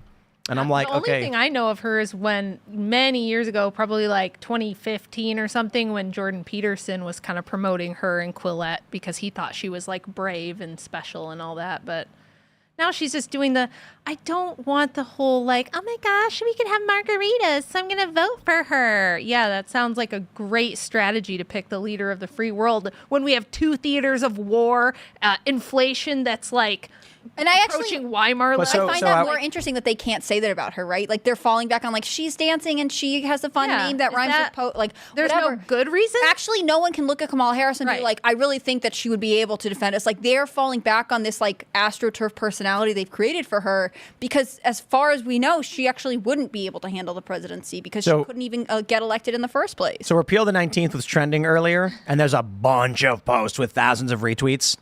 This one, and they're ratioed. This one is from July 18th. Share of 18 to 29-year-olds who identify as liberal by gender, 40% of women, 25% of men. And we know that men are actually starting to skew conservative in a lot of countries, South Korea, for instance. And then I don't know why, like Carl Benjamin says, American politics explained in one chart. Democrats, let's see, 39% married men, 42% married women, 68% unmarried women. And so I'm gonna say this. We're headed for a serious crisis in this regard, in that women overwhelmingly vote for the party of war, and they are not subject to the draft. Right. That, I don't think that can stand. Now, that being said, I don't think the issue is women voting. I think the issue is people who have no stake in community voting. Because certainly women who have sons, whether they could be drafted or not, are concerned about whether or not their kids would go to war. But I do think a great solution that I've often talked about is actually not repealing 19th. It is making it so you have to sign up for the draft if you want to vote. Yeah. Based. I like it. Because like Ian would never vote again. If you look at women who are married voting patterns, it's very different from single women voting patterns. And I think it's for that reason they tend to adopt the politics of their husband quite often. Or is it that women who have those politics are more likely to get married? Hard to say, chicken or the egg, but I think Pearl has shared stats with me before that show that like women when they're younger do tend to vote more Democrat, especially like college tends to make you pretty liberal and all that if you're a woman. And then when they get older, get married, have kids, then they start voting more conservative, more right wing. I do think it's true, right? The saying is, if you're not liberal when you're young, you have no heart. And if you're not conservative when you're older, you have no head. But that is, I believe it's false. I think the issue, I think that's propaganda made by the left to be like, young people. That was a Churchill quote, wasn't it? Is that what it is? I think so. Well, I think it's espoused, especially by the left, to say like young people are supposed to be liberal. No, that's BS. And the reason they're liberal is because they were isolated from their parents. Once industrialization happened and kids started going to institutionalized learning facilities, all of a sudden the kids were not absorbing the values of their parents, but the values of the machine. Also, the idea that we can all do this together is very communistic and it's very idealistic. And I used to think in those terms and speak in those terms. All of us, we can help everyone, and it's ridiculously nonsensical. You can't. You can help some people. I think Abe Lincoln said it well. You can help some people all the time and all the people some of the time, but you can't help all the people all the time. No, that's communism. It was fool the people. Fool? It was you can fool all the people some of the time, or some of the people all the time. My Civil War history is bunk, apparently. I'm finding out. Well, maybe I'm wrong. Okay, but anyway, but he made the point about all and some and how all the time is not realistic. And so I learned that in my late 20s, and in my early 30s, I started to realize that you just have to take care of yourself Abraham Lincoln. first. You can fool some of the people all the time and all of the people some of the time, but you cannot fool all of the people all the time. Sorry, Abe. You're the man. So I guess I became more conservative in that but it was just nonsense. The idea that you can help all the people all the time is toxic. And that level of compassion is toxic. Pearl's tweeting at me because what did she? So there's like let me see if I can pull it up. Okay, there's a tweet from Mary Morgan of Pop Culture Crisis. Check out popculturecrisis.com, where some guy is talking to a woman saying like, "I'm taking you off the market." And then he's like, we can start with dinner, but I'm not going to wait until marriage. And she's like, no, then it's not happening. That was Morgan McMichael. She tweeted that out. Right. It's her. Mary Morgan responded saying, I never understand why some people think you must have sex with someone to know whether you're compatible. It's a lie. And then Pearl responded, trad women do not understand how important sex is to men. It's all about what they want and how they want to be courted. And then Mary says, okay, Pearl. So if a woman has sex before marriage, she is unmarriageable trash. But if it's after, she's entitled. What's your message? I responded with, oh, she's not telling anyone what to do. And then Pearl said, you never have any of this energy in person, Tim. Say it with your chest. In person? She's been here one time. And I asked her that literally on the show when she was just like, well, how come she was like criticizing Lauren. And I was just like, well, then what do you think she should do? And she's like, oh, I'm not telling anyone what to do. So you have no message. I think she kind of misread what Mary was trying to say, too. Mary wasn't saying, like, this has to be on women's terms. She was more, like, when Pearl says women don't understand how important sex is, that might be true, but that's not the same thing as saying, you know, if you're insisting on sex beforehand, the whole sexual compatibility thing, I totally agree with Mary on. This idea that you got to run through 50 bodies to figure out who you're sexually compatible with, things only fit together in so many ways. You know, it's not that there's not like this profound science to it. Like a lot of the red pill dating coach type of guys will say this, and I'm always like, that is so ridiculous. I think I don't believe in the compatibility, like, oh, we have to practice with 100 people to find out who I'm compatible with. It's like, you know, within a few minutes of meeting a guy if you're attracted to him or not. the issue is everything is delayed. Maturity is delayed. Adulthood is delayed. People used to have kids in their early 20s. I think it was like 21 or 22 Yep. was like the average age for building a Be family. 14 in like the 1600s, 1700s. I don't think that's true. That's not true. Kings would marry 14-year-olds off. Yeah, but they wouldn't have kids. So interestingly, the access to food and fats were low. So women were not developing at younger ages like that we see now in it with the American Western diet, which is ice cream and milk and all these fats. Maybe 16. So it was actually around 18, and that's why the age was around then, because humans were shorter because we were malnourished and stunted. As we can see now, humans are getting taller and taller because we have access to this just like ridiculous amount of food and every nutrient you could ever want and vitamin Shout and out to supplements. Barron Trump for that.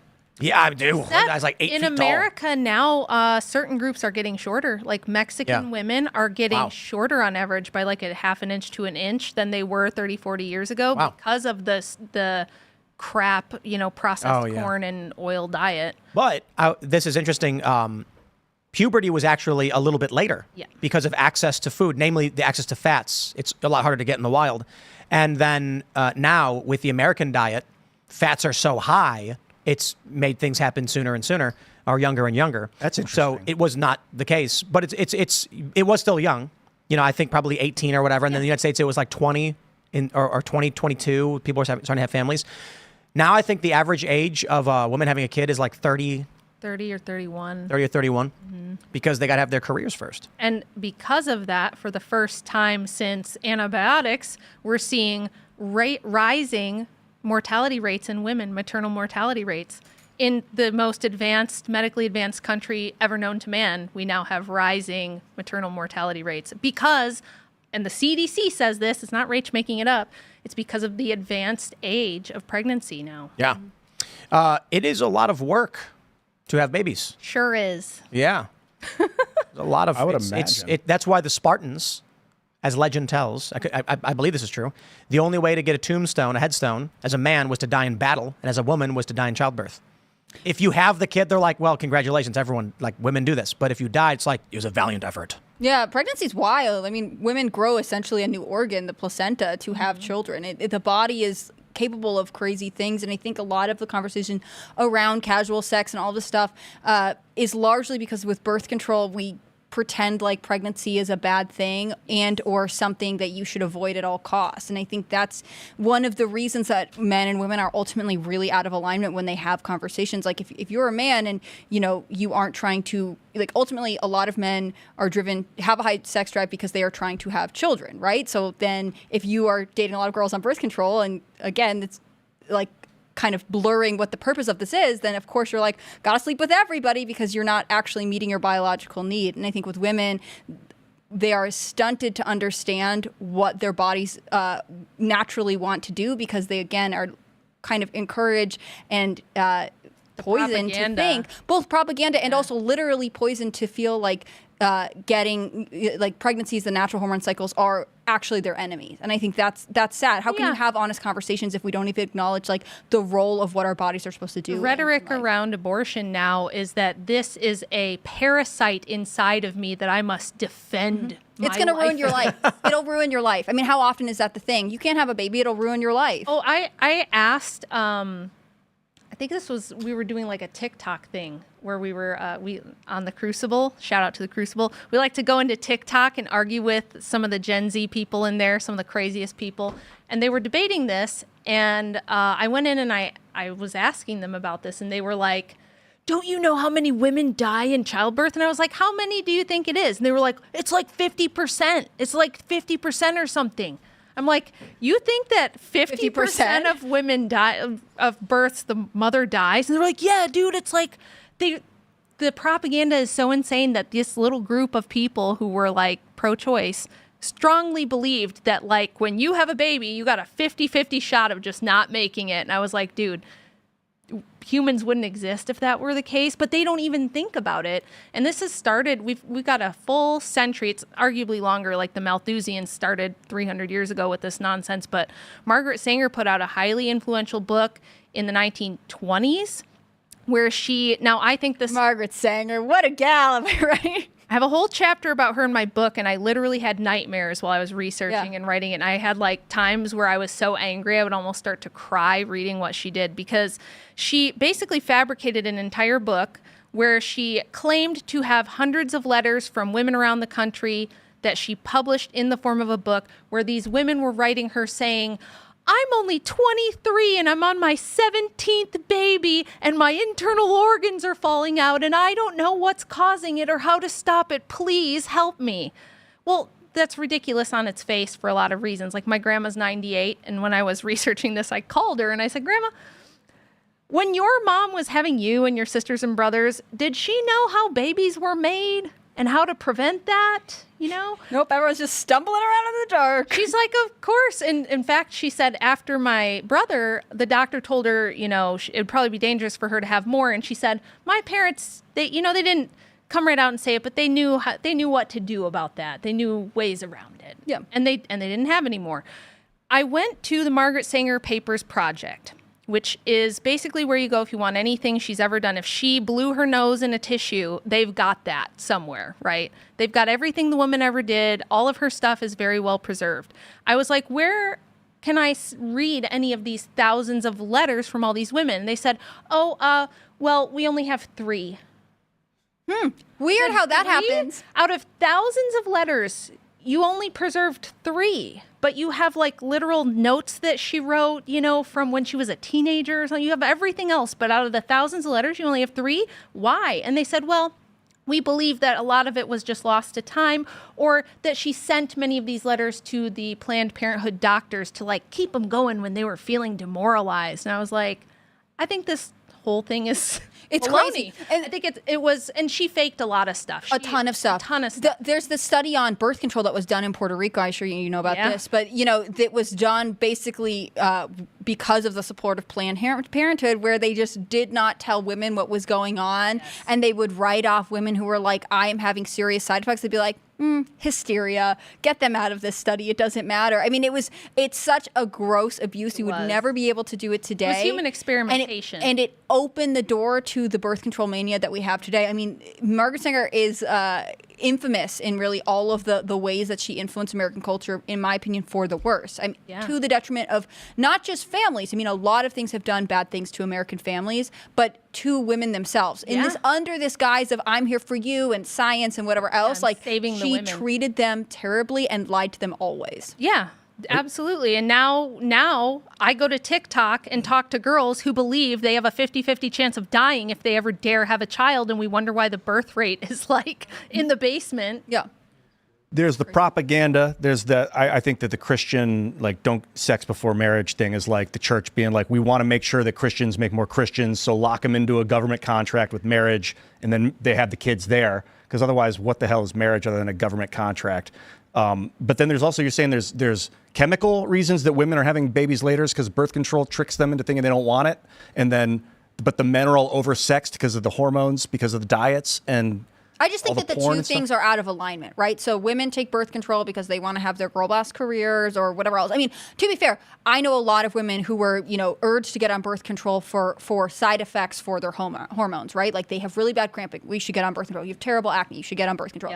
Yep. You gained weight, you're sad. Literally anything. It was the completely overprescribed cure-all pill to basically anything about being female. Would really, like, part of it is just you have to work with your body and learn your hormones. Yeah.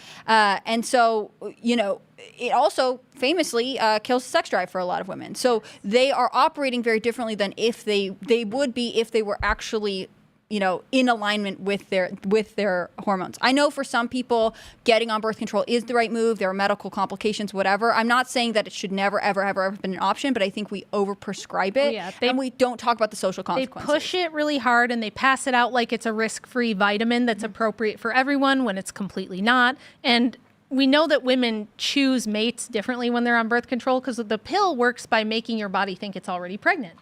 and your mate selection changes to like a more Docile guy. a softer type of dude rather than like maybe a more aggressive alpha type of guy. For a lot of women, that never reverses. They also make it sound like you can go off of birth control and just instantly have babies, where for a lot of women, that doesn't happen. It might take a really long time or not happen at all. There's just a lot of reasons why you wouldn't want this. But I guess just the point of it is that this is supposed to be our primary biological imperative. And even men with the lower testosterone are not even as inclined as they used to be, but they're still more inclined than the women are, because the women are getting the hormones and the massive amounts of propaganda telling them that being a mom is for losers who couldn't hack it in the career world, that if you don't have a degree and if you don't have a career, you're stupid, you're just non-competitive in the workplace, you're never going to do anything with your life. I just had somebody on Twitter the other day say this to me again, like, oh, wow, just popping out babies your whole life, that must be really sad for you. You never did anything with your life. You know, this is the attitude. So it's like, why would young girls want to do that? I think it's Russian propaganda. I'm half kidding. I do think that American adversaries are running bots. This is a fact. America's adversaries run troll accounts on social media. Fact. I believe a large component of it is to convince women and people to be degenerate, to push trends that are damaging to the infrastructure of the United States. The children are the future, right? And so you go on social media, you manipulate the algorithm. Everyone was critical of TikTok. And then you get a bunch of women to not have kids. And then what happens? 20 to 40 years, America is weakened and can't compete on the international stage. Yeah, exactly. I mean, we're already having labor force shortages. We're having supply chain problems. I don't know if you guys have like tried to go through a drive-through lately. I try to avoid it if I can, but sometimes you do, and it's like, it's crazy. Nobody knows what they're doing. You can't get the thing you ordered. It's like things are just already breaking down and not working. Costs are through the roof too. Yeah. Everything's becoming more and more expensive. So I was having a conversation about this a little while ago, and I can't remember who I was talking to. We were talking about why people aren't having kids. And of course, everyone says, well, it's too expensive to have kids. And I think this is a component of market shifts. If the market does not mass produce products for children, those products become more expensive. So it's volume. We want to sell cast brew, cold brew. Cast brew coffee in cold brew cans. We cannot order the tens of millions you have to order to make it cost effective. If you order tens of millions and you make 1 cent off of each can, then you're making enough to cover your HR, your headquarters, your administrative costs, shipping and everything. Of course, if we were to try and sell it at the level we can, it's like $5 a can, because we need to make 50 cents to $1 on every can. Otherwise, we can't afford to pay our staff and our employees. So scale matters. If 90%, less diapers are being sold, then they have to sell the diapers for more money. Right. Then those who have kids are like, it's too expensive to have kids. So that the less people have kids, the more it's going to cost for child products. And then more people are going to make the excuse, well, I can't afford it. That's where we're headed right now. I know people say that, but that does kind of rub up against the fact that the demographic that is still reproducing the most tends to be the poorer people. And then we have the government welfare programs. Yes. Right. And I mean, a lot of people see public education as just like free daycare. This is the other reason that it's so tough. I've gotten a lot of flack for saying homeschool, because people are like, well, we can't abandon the public institutions. We have to get in there and we have to take the schools back. And I'm like, well, first of all, look into the founding of public education and what it's really about. And you might see that that's not very plausible just based on that. But the other thing is, how are we going to retake the schools? How are we going to get public education where we need it when it's like you need them because your wife has to work? You need 2 incomes now. So you have to send your kids to the public school. You need the 7 hours a day of free daycare. What exactly, what you leverage pay for do with you your have? taxes? Yeah. Yeah. What leverage do you have to, get that back? And if not enough people are having more kids, it's like, especially right wingers, like, you got to have more kids. This is the same thing with the white replacement people. People will come at me for, why don't you talk about white replacement? I'm like, I had 5 babies. When you have 5 babies, then you can come yell at me about how I'm not doing enough, I guess. But you're almost every time, it's some guy who's never had a kid or some person who's totally childless yelling at me about white replacement. So it's just like, who's stopping you from starting a family? You can. And if you think you can't because of all the propaganda, I mean, you got to go to church. Well, I think that helps. That's what I do. But Yep. Good luck going to a bar and trying to meet a woman who's going to want to have a family. And she exists for sure. yeah, You're better off going like, what do they say? The meme is that you go to the supermarket to meet, or the laundromat, because you're meeting someone who's like doing something responsible. You go to a bar, you're not going to meet anyone worth it. I think those are all just jokes. Like, I don't, like, come on. A woman at the grocery store, you're going to walk up and hit on her. That's going to be weird. But you're at church and you're with community and you meet people, and then you know, there's church activities, or you might go on like a retreat or something, and then you make friends with people, you meet people.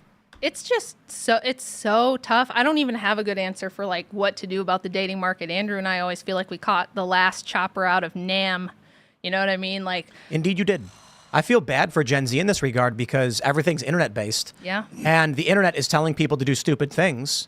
So people, you know, cancel culture is a really good example of this. When, you know, some of the people that we've worked with, and I'm sure you've experienced, a lot of people have, a year ago, 2 years ago, they're really scared of getting canceled and say, oh, I can't say that I like Donald Trump. And now there are a few people that I know who have since come out and been like, I'm going to vote for Trump. And they went, hey, nothing happened. Yeah. And I'm like, yeah, right. You're getting mean comments though, right? Like, oh yeah, people are mean to me on X and Instagram. And I'm like, and then what happened? Nothing happened. And I'm like, yeah, because you can't base your life off of what strangers from San Francisco are telling you on the internet. Yeah. You go outside here, everyone's got FJB flags. There's I think it's called Mother Shuckers. Shout out to Mother Shuckers Crab Shack or whatever. I think that's what it's called. Is that what it's The called? one in Martinsburg? Yeah. Oh, yeah, I think that is what it's called. Oh, it's like there's so much FJB stuff that you get overwhelmed. You walk in, you're like, I get it. It's the one with the giant crab on the outside, it right? It looks like it's going to be totally nautical themed, but I've heard it's very, very pro-Trump, or at least FJB on the inside. Oh, dude, it's super anti-Joe Biden, FJB, pro-Trump, and there's like a sign inside, and it says, if any of the signs in here offend you, please let us know. We could all use a good laugh. So I'm a big fan, but that's this community. I know for a fact if I go to San Francisco, it's going to be inverted. It'll be the different. So when people are mean to me online, I'm like, yeah, that guy lives in San Francisco, whatever.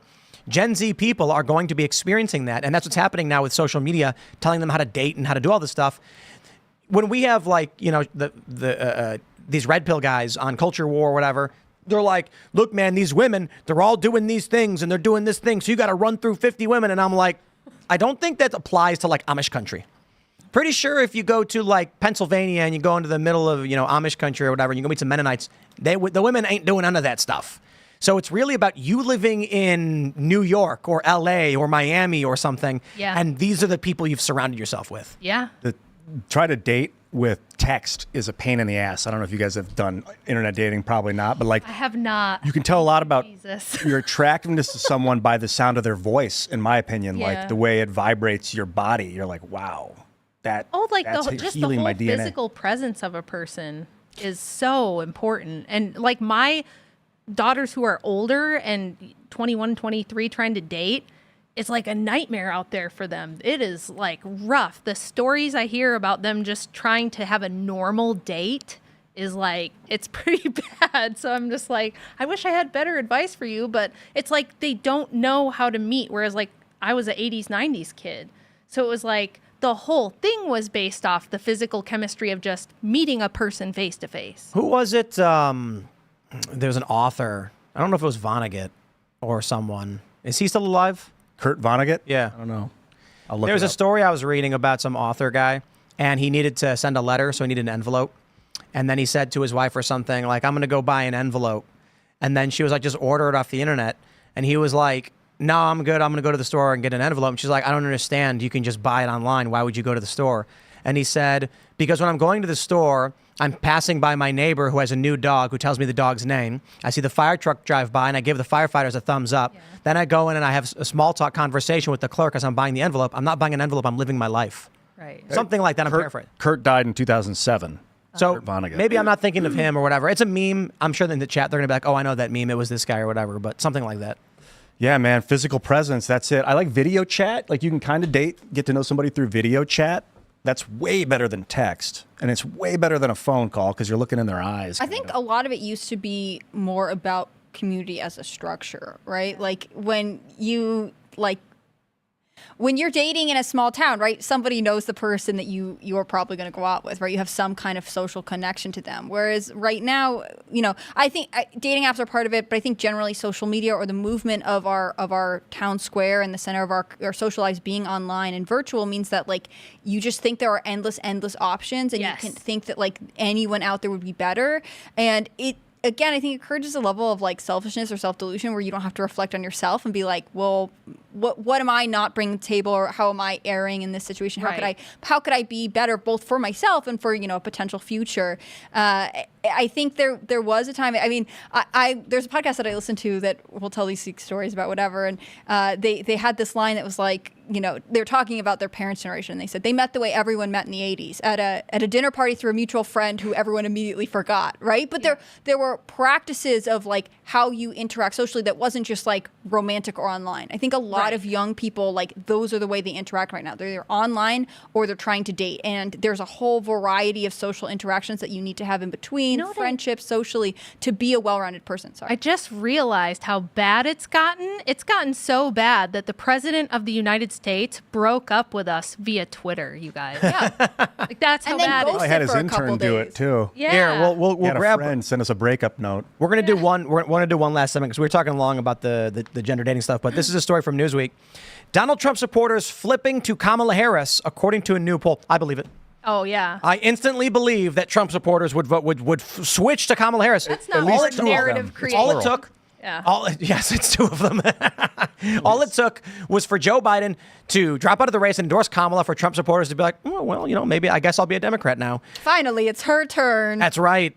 So Newsweek says, according to a new poll from CNN, a CNN poll released on Wednesday found that Harris is gaining some of Trump's supporters. Though the former president continues to hold a lead overall, the poll showed Harris trailing 3 points, 49 to 46. Still, the poll found that 95% of Biden's supporters are continuing to stick with Harris, while she is winning over 5% of Trump's former supporters. I do not believe that for a second. No. Somebody get me the poll on RFK supporters right now, because I bet he is raking them in after Biden left. I think there were a lot of people who were on the fence, but looked at Kamala and were like, not this lady. Yeah, I just want you all to see this. Okay, this is civics. Kamala Harris, unfavorability, 56%.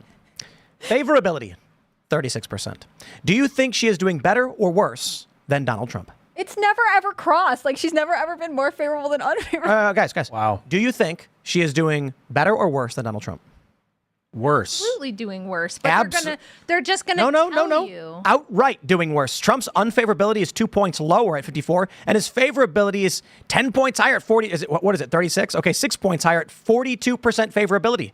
And that's with like nonstop terrible press for the last 8 years. Here's the best part. Among Gen Z, Trump is still more favorable than Kamala Harris at 32% favorability to Kamala's 31% favorability. Now, to be fair, Trump's got a higher unfavorability, but sure, Trump is more favorable and less unfavorable across the board than Kamala Harris. You mean to tell me someone's going to quit Donald Trump for Kamala Harris?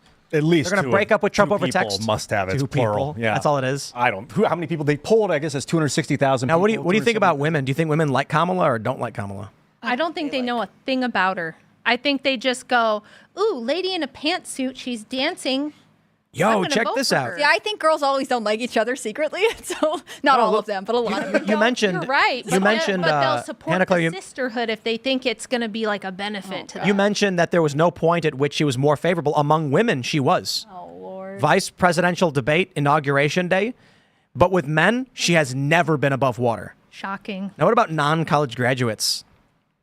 No, way lower. Wow. No, non-college graduate represents the entirety. Almost identically. Look at that. It barely changes. That's weird. College grads, same thing. Wow. What about postgraduates? They love her, right? Yep, I thought so. Yeah. Look at that. They like her a lot more. Because they were told to, and they're good at So following it's the rules. college-educated people and the women. Again. Oh, look at this. Even Democrats don't like her. Her favorability among Democrats is only 77. That's the best one. Among Republicans, it's just... Look at Republicans actually liked her. Like, a little bit. Oh, no, they were unsure of her. Okay, that's fair. I accept that. Independent voters mostly don't like the lady. I don't blame them. What about Donald Trump? I bet college grads hate the guy. Oh, I'm sure. Yeah. College graduates, yep. And it doesn't really change much for non-college graduates. Oh, I'm sorry. That was Gen Z. That was my bad. There we go. Yeah, it doesn't change all that much. Non-college, meh. It's fairly stable across the board. Now let's see the women. Oh, do women? They hate Trump. Yeah. Men, they like him. They're 50-50. What are you going to do? So why are they putting this fake poll out? I mean, it does show that Trump is winning, but what is the purpose of trying to claim, They're manifesting. Yeah, media manipulation. They'll get a poll of 10,000 people, and then they'll tell the world it represents the entire world to get them to think that way so that they just sit back and allow it to happen. I think some of it's timing, too. They need this campaign to get momentum this Fast. week. Yeah. In the first 10 days. Or- Otherwise, it's just never going to work. And the virtual roll call and the convention are going to be rough. It will also, if she doesn't actually get some momentum under her, then it will inspire a different Democrat to challenge her. It'll be like, you told us that she was the way out and it's not working. And so, that window of time for them before the nomination is going to become more frantic. I'm just going to be so interested to see, because we know that there's always intelligence agencies, there's secretive groups, there's this tip of the iceberg of what we see going on, which is what we've been mostly talking about. And then there's all this covert stuff that we know goes on that we don't know about. Sometimes we never find out. Sometimes it's years later you start to find out about it. I wonder what else, because we're only in July, and I was thinking about what's happened this month with the Trump thing, and then Biden dropping out, these unprecedented things, and then Netanyahu's here, and there's people rioting, and there's crazy stuff going on. And I'm like, what does this remind me of? And I was like, maybe World War I. So I went back and looked. World War I had 1914, prior to the outbreak of World War I, with the assassination of Archduke Franz Ferdinand by a 23-year-old student he took the fall for the assassination, but it was the Black Hand, which was like a secret association of a lot of Serbian army officers who were pushing for like Balkan unification. There was all this stuff going on simmering below the surface, and the public didn't know about it, partially because it was 1914 and the news cycle's a lot slower, but also They weren't all on like, X on the other day? They had this kicked off something called the July crisis. And it was the month of July where all of these, it was like a cascade of bizarre, unforeseen events that kicked off World War I. And I feel like this is only July. What's going to happen when we have an October surprise this cycle? What's going to happen the next 3 months that... Do you think we'll even feel the October surprise? Like, we'll be so out of like jump scare shocks that we'll just be like, oh, another one. This was the October surprise. This was the big one. No. Biden stepping out all of a sudden. It was crazy. In all seriousness, though, like, what could an October surprise be? It makes you wonder, like, what other shoe is going to drop. And I feel like there's something big. I don't have anything other than my feels, but I just Trump announces he's marrying Kamala. Yeah, I mean, the worst case scenario is Trump is assassinated. Melania. They blame it on Iran. Nikki Haley steps in, wins the election. No. George, what's his name, Pompeo, she makes him her VP, and then they take us into war in Iran. That's the worst case scenario in my mind. Well, Netanyahu did say today that he thinks the attempt on Trump's life was Iran. Sure. That's they want us to go to war with Iran. So he's part of that group that wants us to war with Iran. That seems wild to say to me. Like, my rational brain is like, of course, what are you Israel's talking going to about? say that. Yeah, of course they Oh, would. it was but it's like, Iran. You better go get who's him. going to buy that? This 20-year-old college I tell you, if kid? Trump had been Iran killed, made him do it? if Trump had been killed 2 weeks ago with that bullet, a lot of people in the Republican Party would believe it out of rage. That was the plan. Because right away they were like, "Oh, Iran was planning it." There to accept the nomination. I don't think that they Agreed. planned on him being there at all. And then Nikki Haley would have been the nominee. Angry Second most people are amount of easy to delegates. manipulate, so that's I think fine. was their plan. Yeah, And then they'd come out and they'd say this was Iran in retaliation for out of hopelessness, people would be like, "Whatever, anything to make me feel a little better. Let's get them." Yeah, kinda. well, that's what happened to us after 9/11, right? This rare moment of unity we had, which it was just like nobody cared who was actually responsible. We just need to go get someone. Just any Middle Eastern country, we don't care. We need to invade and we need to kick everyone's ass. And I right? think that's a very human response, right? It When is. something terrible happens, you want there to be an immediate action. You want someone to have a I think that explains why. Because if you really wanted to get rid of Trump, there's a million more surefire ways to do it than taking the risk of a headshot on live TV. But that's what they did to JFK, and they wanted to traumatize everyone, freak everybody out, because then whatever you do after, people will just accept. They'll just roll with it. I think they wanted to go to war with Iran. Nikki Haley be the nominee. Trump would be gone. They said Iran did it. It was a plot. They supplied him. I think the reason right now we're not getting an official story is because whatever they had lined up was based on Iran, and now it makes no sense. And so they're like, ooh. Yeah, the trickle out of the Iranian assassination attempt 3 days after the assassination attempt, unrelated, was like, oh, bro, that's part of the failed plot. I get it now. They were going to come out and find an Iranian passport on the ground and be like, look, Exactly. we got him. And then, It was Iranians with box cutters. yeah, there's already been a conversation among Trump supporters that if an adversary of the United States took out an American president, you have to go to war. I actually agree that's the case, so long as you can prove it in this declaration. But if a nation can't defend its own leader from a foreign adversary, like, I don't know that you have a country. Yeah. I think they want to exploit that, but they screwed up. Or, you know, we have this video, like we had an article we didn't pull up, but people think aliens or God intervened because there's like a mysterious object in the sky. So the aliens, you know, saved Trump or whatever. They made him turn his head at the right moment. He did create Space Force, right? So maybe they're that's like, right. dude, thanks. That was diplomacy to us. I noticed- And, you know, you're our guy. Spirits Space guide Force you. Navy. They sometimes you don't make every decision with your own ego. Sometimes your body will do things, and that wasn't really your intention, your earthly intent. But that's a spirit moving you in a pattern. That is true. That is true. And that's beyond God. a It's real like thing. there are spirits that are intervening in behavior. I can't say that with too much confidence. I don't know for sure, but I believe it. Well, to speak to atheists on this matter, don't say God. Say the programmer of the simulation. And don't say angels, say administrators. Exactly. There you go.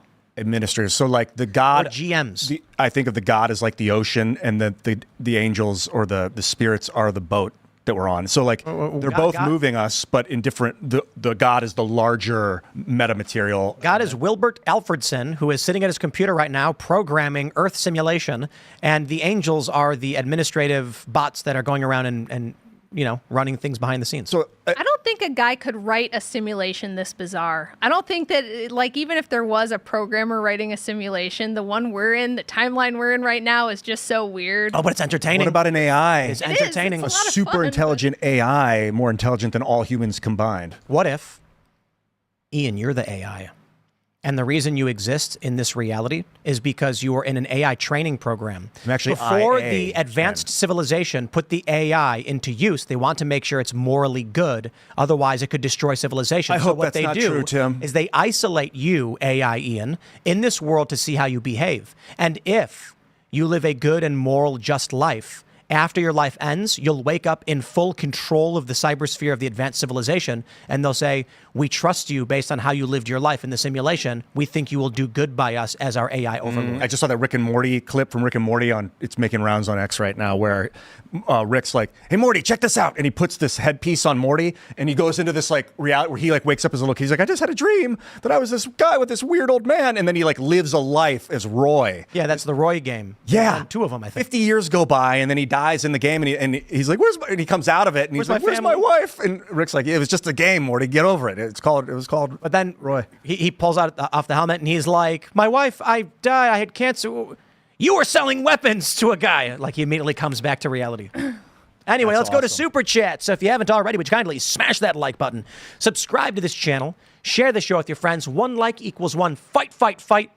Head over to timcast.com, click join us to support our work because the show is only possible thanks to you guys as members. If you think the show should continue, then, well, here's the reality. If at some point there weren't enough people to support the show, it would simply cease to exist. And that's what would happen. So if you want to be a snowflake in the avalanche of the existence of Timcast IRL, become a member. And we're going to have that members-only uncensored show coming up in about 20 minutes. You don't want to miss it. In the meantime, we'll read your super chats. But also, as a member, you get to call into the show and join us and talk to us and our guest. Clint Torres says, howdy, people. Always in first place. Hi, Clint. T-Bomb says, howdy, people. But unfortunately, he is in second place. T-bomb. T-Bomb then says, Axios corrected their 2021 article where they accidentally called Kamala border czar. I pulled it up. It's still there. I think they just changed their new article to admit they did. Czar is a Russian word, too. That's crazy. Mr. Battleon says, Tim, what are your thoughts about the newly released body camera footage? If Ian is there, have you seen Bright Insights video, and what are your thoughts? No, I haven't. I saw that he made a video, but I haven't seen the video yet. What is it about? I don't know. I didn't watch it at all. Jimmy's been doing a lot of great research lately. Yeah, I don't know. Turbo Bastard says, I'm so glad that people who chose to fundamentally ignore reality and responsibility are allowed to vote. That's why we need to have some kind of civic responsibility requirement for voting. No question. Why does someone get to move to Georgia, vote in their election, and then leave right away? That's destructive. It makes no sense. Stupid. It's not smart. All right, here we go. Gem Age Zoomer says, will Tim spend an episode criticizing Congress sniffing Bibi's throne like he did with Zelensky? We all know the answer. What a sad fall from grace. Uh-oh. There was someone who commented the other day saying that if Kamala opposes Israel, he'd vote for her. And I was like, imagine being so America last, you would support the destruction of America because someone doesn't like Israel. Like, that's crazy. America will crumble under a corrupt leader who's going to destroy the country, but it's okay because she hates Israel. I'm like a woke mind virus, but for the right. It's so bizarre. It's not the right, though. The left has it. The left is out burning things down right now in D.C. over it. Well, we didn't talk about that tonight. The most far fringe right is just as obsessed with. But I don't think you can describe them as right. Maybe not. Many of them are I guess like the media calls them right, and it's stupid because they're just like traditionalist, anti-Israel versus progressive anti-Israel. Israel's like a linchpin in the military-industrial complex. It's not all the Israeli people or the country itself. It's that aspect of the military-industrial complex. I don't care about Israel, and that's not what we're talking about. Yeah, but that's like, I see where the animosity comes from, but that's the complex itself. It's not Israel. It's derangement. It is. They're deranged. I get it too, but they become. It's just like women who are one-issue voters with abortion. It's the only thing they care about. It's the only measure of how well women are doing, and they're obsessed with it.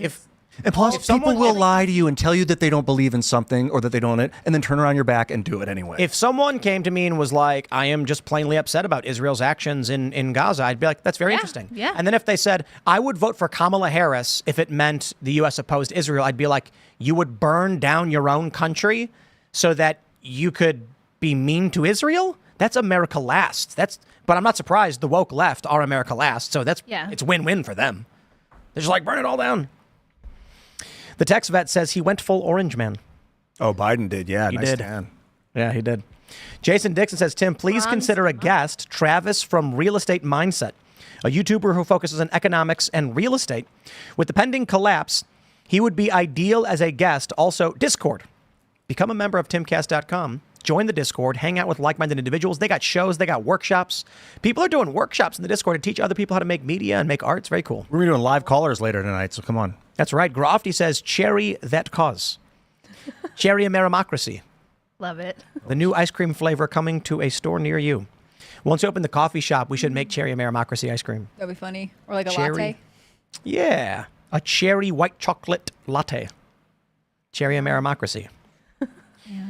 Can we put blueberries and cherries together, or is that too much? Do you think that Joe Biden will get a position on SNL now of all these gaffes, and they'll be like, that's funny, we can work with that? I think now they'll make fun of Biden like crazy. They'll have to bring Chevy Chase back to fall down the ladder or something. They might not, though. They might open SNL and be like, he's so admirable. What a good man. I think you'll see a slow roll, right? Like next 2 months, no, they'll wait till a nominee's installed, and then we'll get a couple, and then I would say 2 months post inauguration, they're like it's going to be fair game on Joe Biden. Award-winning Taint says, Tim, like you, I was homeless. 17 years later, I'm a father, a husband, a veteran, a pipe welder, aspiring inventor, and an award winner. I've truly achieved the American dream. Oh, dude. Congratulations, sir. Can you guys hear that rippling? Oh, you're not wearing the headphones? No. I heard it, yeah. Yeah, that's the CIA trying to intercept our devices. I'm kidding, by the way, but who knows? They're always doing that. They're obsessed with us. We're basically in a Faraday cage in the studio. The gigantic metal frame of the building disables your phone as soon as you walk in. I'm not kidding. It does. It's true. Yeah.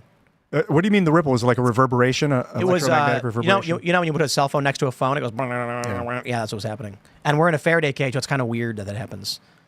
Yeah. She's protecting our ears. Rachel's got someone's probably Surge. There's a weird YouTuber who fully believes I am CIA, so don't tell him that. Yeah. And what does the CIA tell you to say in response? That I'm definitely not in the CIA. I don't even know what that is. All right. Degon says, Joe Biden had a stroke. My wife worked in AL communities for a decade. The left side of his face is drooping. His family hates him. No one loves this man. It's heartbreaking. They tried Botox to fix. I believe that. Yeah. After the emergency on the 17th, you see him walking. He turns and looks, and then he smiles like this. Yeah. He's like, Only one side of his face. And I'm like, did he have a stroke? And I wonder if that's why he wasn't looking at the camera during his thing today. Yep. It's looking off up there the whole time. Yeah, maybe. I think he was reading a poorly placed teleprompter, but he has a history of strokes. I mean, he's had this in the past, so I wouldn't be surprised if there has been some kind of medical complication they're covering up. I maintain that the reason he goes to Delaware so often is because he was always getting treated for something, and just they didn't want to tell us. Yeah. Let's go. Michael Schwobel says that video background was entirely green screened. I don't know that I agree with that. You know, I don't know. Schwobel. I don't know. It did not feel authentic. I think there, you know. It seemed recorded, at least to me. Yeah. It didn't seem live. Powder PZ says, can someone scan Biden's speech with an AI detector? That's a good idea, too. Apparently, someone took the recorded call with Kamala, and they put his voice in an AI voice detection thing that came back as AI. Oh. I don't know. It's just scuttlebutt on the internet. Who knows? Maybe it's true. Maybe it's not. Someone will have to check. Adam Almui says, I'm a heavy-duty mechanic that runs a small company with a few employees. I've had to take no income for the last 2 years under Biden to keep my guys paid. Under Trump, I was able to give $15K bonus to my 5 employees. I can barely afford it now. You didn't build that. Remember what Obama said? Yep. You didn't build that. Tell the small business owner who sacrifices to keep his employees fed, knowing he's scraping by, and they will run the narrative, the left does this, that the CEO is overpaid and they're exploiting the workers. You know what's funny is they say, you know, Bernie and these people, these socialists, the worker is entitled to a portion of the profits. Agreed. And that means we'll also send you a bill for our debts. If you want the profits, you get the debts too. That's what it means to be an owner. Or you can get a guarantee. How about that? I'll send you the bills when we're negative. And then you'll be like, wait, no, I don't want that. Well, too bad. For the Popcorn says, Biden should have pulled out before he had Hunter. Aha. Oh. That was brutal. That was brutal. Joshua says, cherry Amerimocracy would be best as a cherry-flavored coffee, which you can do. Shout out to Miss Wilson for the epic name. Cherry Amerimocracy, a cherry coffee blend. It sounds delicious. I'm down. I mean, I love it. We have Sleepy Joe. Like, I don't know. It's a decaf. I don't know how you get much better than that. Ladies and gentlemen, if you've got a family member who is, you know, like anti-Trump, or I'm sorry, anti-Biden, not that it matters anymore because he's not the candidate, buy them some Sleepy Joe decaf coffee. I should bring a bag of Sleepy Joe to Mother Shuckers. Is that what it's called? Mother Shuckers. Yeah, I'm gonna bring them a bag of Sleepy Joe, and they're gonna laugh. I can't imagine you work there and you're like, no, I like Joe Biden. I'd be like, I don't know about that. My dad said he was going to buy a bag of it, which is funny. He's like watch Sleepy MSNBC. Joe. He's like, I got to get a bag of that. It's just funny. Yeah. No, it's a good name. Yeah. Sleepy Joe. It's funny because we don't like. That's the only political name I think we have. I think so. Mr. Bo. It's non-specific. Focus Who with knows Mr. what Joe we're Bocus. referring to? That's right. It's coffee. It's Sleepy Joe. Like Cotton-eyed Joe. It's just a generic. Yeah. To say. Let's go. Jeremy B says leftists on X are claiming DNC is playing 3D chess and Trump was blindsided by Harris being installed as nominee.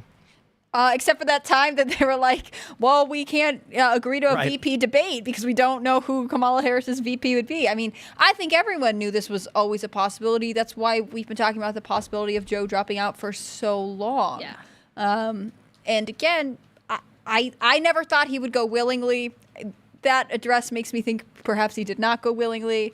I don't think this was like some sort of coordinated effort between the Biden machine, the DNC, and, you know, some other organization. I think there's a lot of conflict inside, and you see this with a lot of issues. So, no, I don't think. I mean, unless you guys may feel differently, but I don't. I think there were plans. I think there were multiple plans. I think there were plans with the attempt on Trump.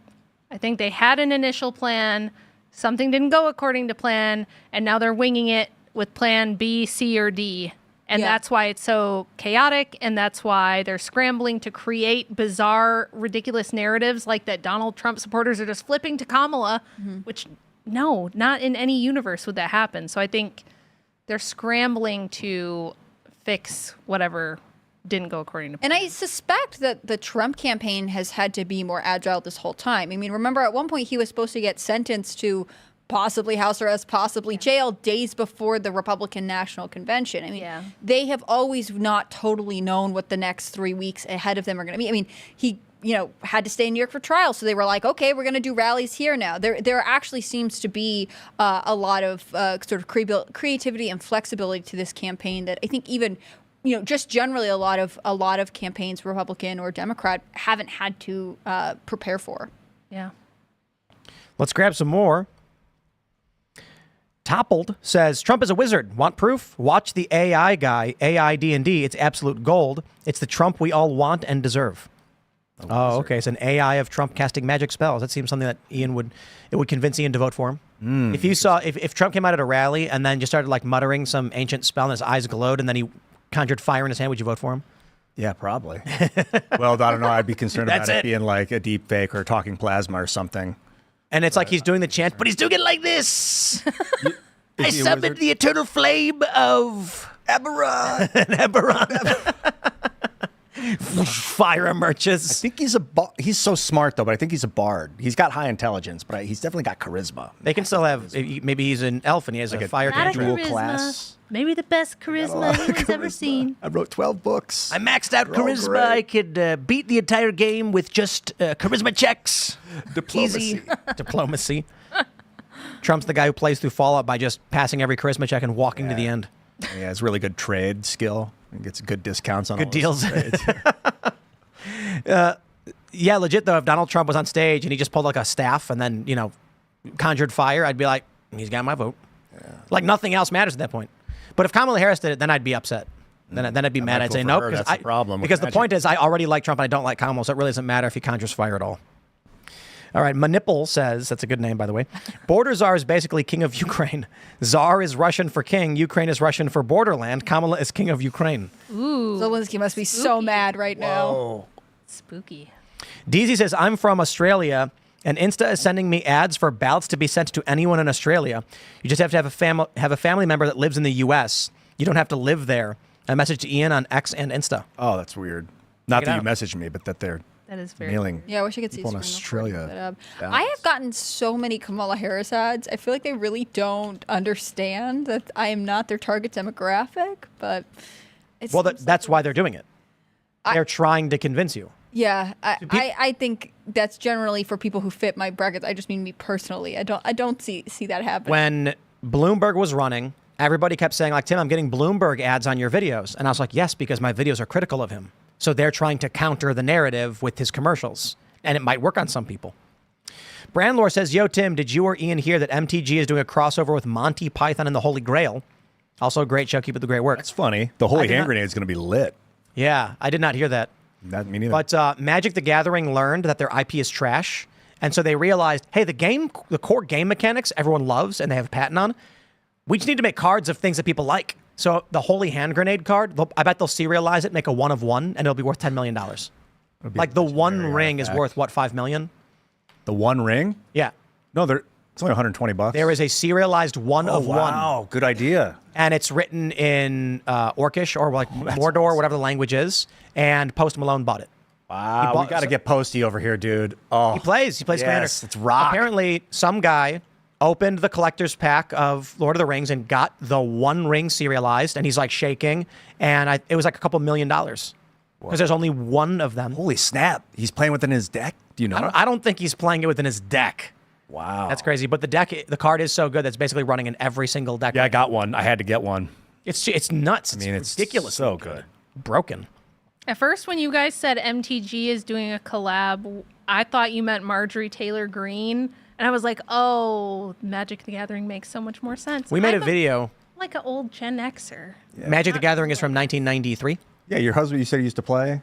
Or he may have used to play? Yeah, but I'm a girl. I don't know. Look at this pink sweatshirt. I don't know anything. Right. I have blonde hair. You can't. But what if I mentioned Barbie? Or anything. If I said they were going to make a Monty Python and the Holy Grail Barbie set? I was into She-Ra for some reason. So. Yeah, She-Ra was awesome. I was big into He-Man. So naturally, She-Ra was cool. I never quite understood what was going on with He-Man. Prince Adam, dude. Oh, you go back and watch He-Man. You gotta stop Skeletor. Very homoerotic. Yeah, dude, they're all greased up and oiled. Man at Arms. A little sus. There's rainbow and Tila sparkles was hot, in the background. Orko was my jam. The little wizard guy. Yeah. He is my friend. All right, Joe's Rusty Razor says, I giggle a little every time the news reports that Democrats are lining up behind Kamala, considering how she got to where she is. Oh, boy. Oh, man. Yeah.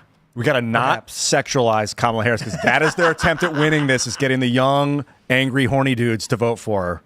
You got to vote for the slag. I just don't think that that's a really optimistic view on Kamala Harris. I don't think that she could turn. Know her that she's into- Ian, material. well, Ian's just he's projecting. Their AI. No, I just saw the sexy AI. I was like, oh, God. You mean the what one have of I her seen? as Captain America? I saw that one, yeah. And I'm like, dude, they de-age her. She's 60. Yeah, they made a sexy Kamala AI.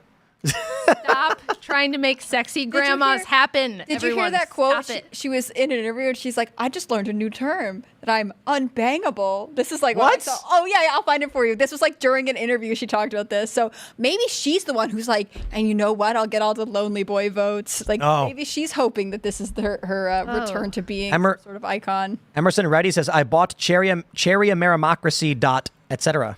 So comnet and org. Wow. Well, there you go. There you go. Big Dan T says, no, Teddy did not shoot the bear. They made the teddy bear because of his compassion, and he won as a Republican.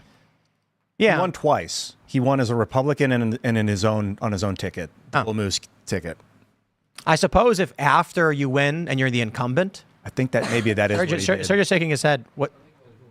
You don't think did he lose his Bull Moose? He's now saying unkind things about Ian. I got to Serge, quit trashing me behind the scenes, man. Get a microphone at least and do it online. Ian has some dedicated haters. I know. They love me. I don't get it. Still, I'll be watching the comments and be like, Ian is the best. Ian is the worst. Those will be the two comments back to back. I love it. I love This him. projection, Best, I get You're the polarizing same thing. figure. Still the I get best the same insult we've thing. ever had People on are the like, show. She's amazing. I hate her and I want her to die in a fire. The best insult we've ever had on the show still belongs to Milo Yiannopoulos. When before the show, I said, try to keep your insults academic because, you don't want to cross the line. And then he wrote a note to himself saying no personal invective with an unhappy face. And then he was like, Ron DeSantis has the charisma of something off-putting, like when you're reaching for something, but you accidentally touch a wet sponge. And I was like, that's it and will forever be the best insult. Because you understand exactly what he means. Yeah. You reach for something and accidentally touch a wet sponge. That's good. Yeah. Calvin Wayne says, we aren't a democracy, we are a constitutional republic. Indeed, that is correct. So he's saving democracy. He's saying he is saving something that America is not. Mm-hmm. When they say our democracy, they're talking about their subversion of our system. Yes. Let's see. Maybe we'll grab one more. Smashing Random Key says, so when are you going to have someone one then Tim, since you can so easily dismiss the Israel, Since you can so easily dismiss the Israel derangement, it seems like you're ducking any competent advocate and using straw man arguments. It's interesting you think Biden is more America first than Kamala. When did I say Biden was America first? We got to go to the paint on the Israel debate. Someone chatted a couple weeks ago, they would support Joe Biden if he came out against Israel. Like, this is a common theme against the America Last folks who are like, they hate Israel so much, that's derangement, 100%. I get And the so arguments against. I get why people don't You're like allowed it. to like I it. totally By all get means. it. Say But- Israel bad all day and But night, when that's it fine. becomes the only thing in your universe, that's insane. We had a guy on the show. I'm not going to say his name, but everybody who watches the show consistently knows who he is. In the after show, it got so deranged. I actually insulted the man. He kept calling me an ignoramus, etc. So eventually I was just like, dude, someone called in asking about the fentanyl crisis in West Virginia. Like, you guys are in West Virginia. The fentanyl crisis is really hitting home. And the man within 30 seconds was talking about Israel. Sackler. And then I just stopped him. Yeah, the Sackler family and their ties to Israel and the Israeli spies. And then the Israeli spyware companies are giving it to the law enforcement who are targeting people and the cartels. And then I was just like, do you realize why when someone asks you about the opioid crisis and within 30 seconds you're talking about Israel, people will accuse you of having Israel derangement syndrome? It is Israel derangement syndrome. If you want to criticize Israel because they get too much funding, agreed. If you want to criticize them because their military policies are bad in Gaza and it's causing problems, like, sure, fine, whatever. But when you can't answer any question about any other foreign country, when you would argue that Joe Biden or Kamala would make a good president if their only policy was anti-Israel, you are deranged. The idea that America would be burnt to the ground by corrupt individuals just so that you can give Israel the middle finger is insane. But in their minds of these people, they're thinking if the United States burns to the ground, Israel stops getting our support. And that's the world they live in. And that's why you see leftists out in the streets screaming anti-Israel and they hate America. We're going to wrap it up there and go to the members only show. So smash that like button, subscribe to this channel, share the show with all of your friends. Head over to timcast.com and click join us because the members only call-in show will be starting in a few minutes. You can follow me on X and Instagram at Timcast. Rachel, do you want to shout anything out? Yeah, you can find my book on Amazon. It's called Occult Feminism, The Secret History of Women's Liberation. And if you'd like to see me debate angry leftist feminists and destroy them, I'm undefeated. You can go to thecrucible.video and see all of my debates there. Dang, that's cool. I'm at Ian Crossland, and follow me. Actually, check it out on X and on Instagram. I posted a cover. I've been playing music and posting covers. Feels so good. Of Higher by Creed. I put that up about 3 hours ago. It sounded great. I thought it sounded great. And they're touring again. So go see Creed in concert and check out the videos. I'll see you later. Hopefully they're touring with Phil Labonte because he's not here anymore on tour. Nice. No, I'm just kidding. I know they're different styles of music. I'm Hannah Claire Brimlow. I'm a writer for scnr.com. That's Scanner News. Follow their work at Timcast News on Twitter and Instagram.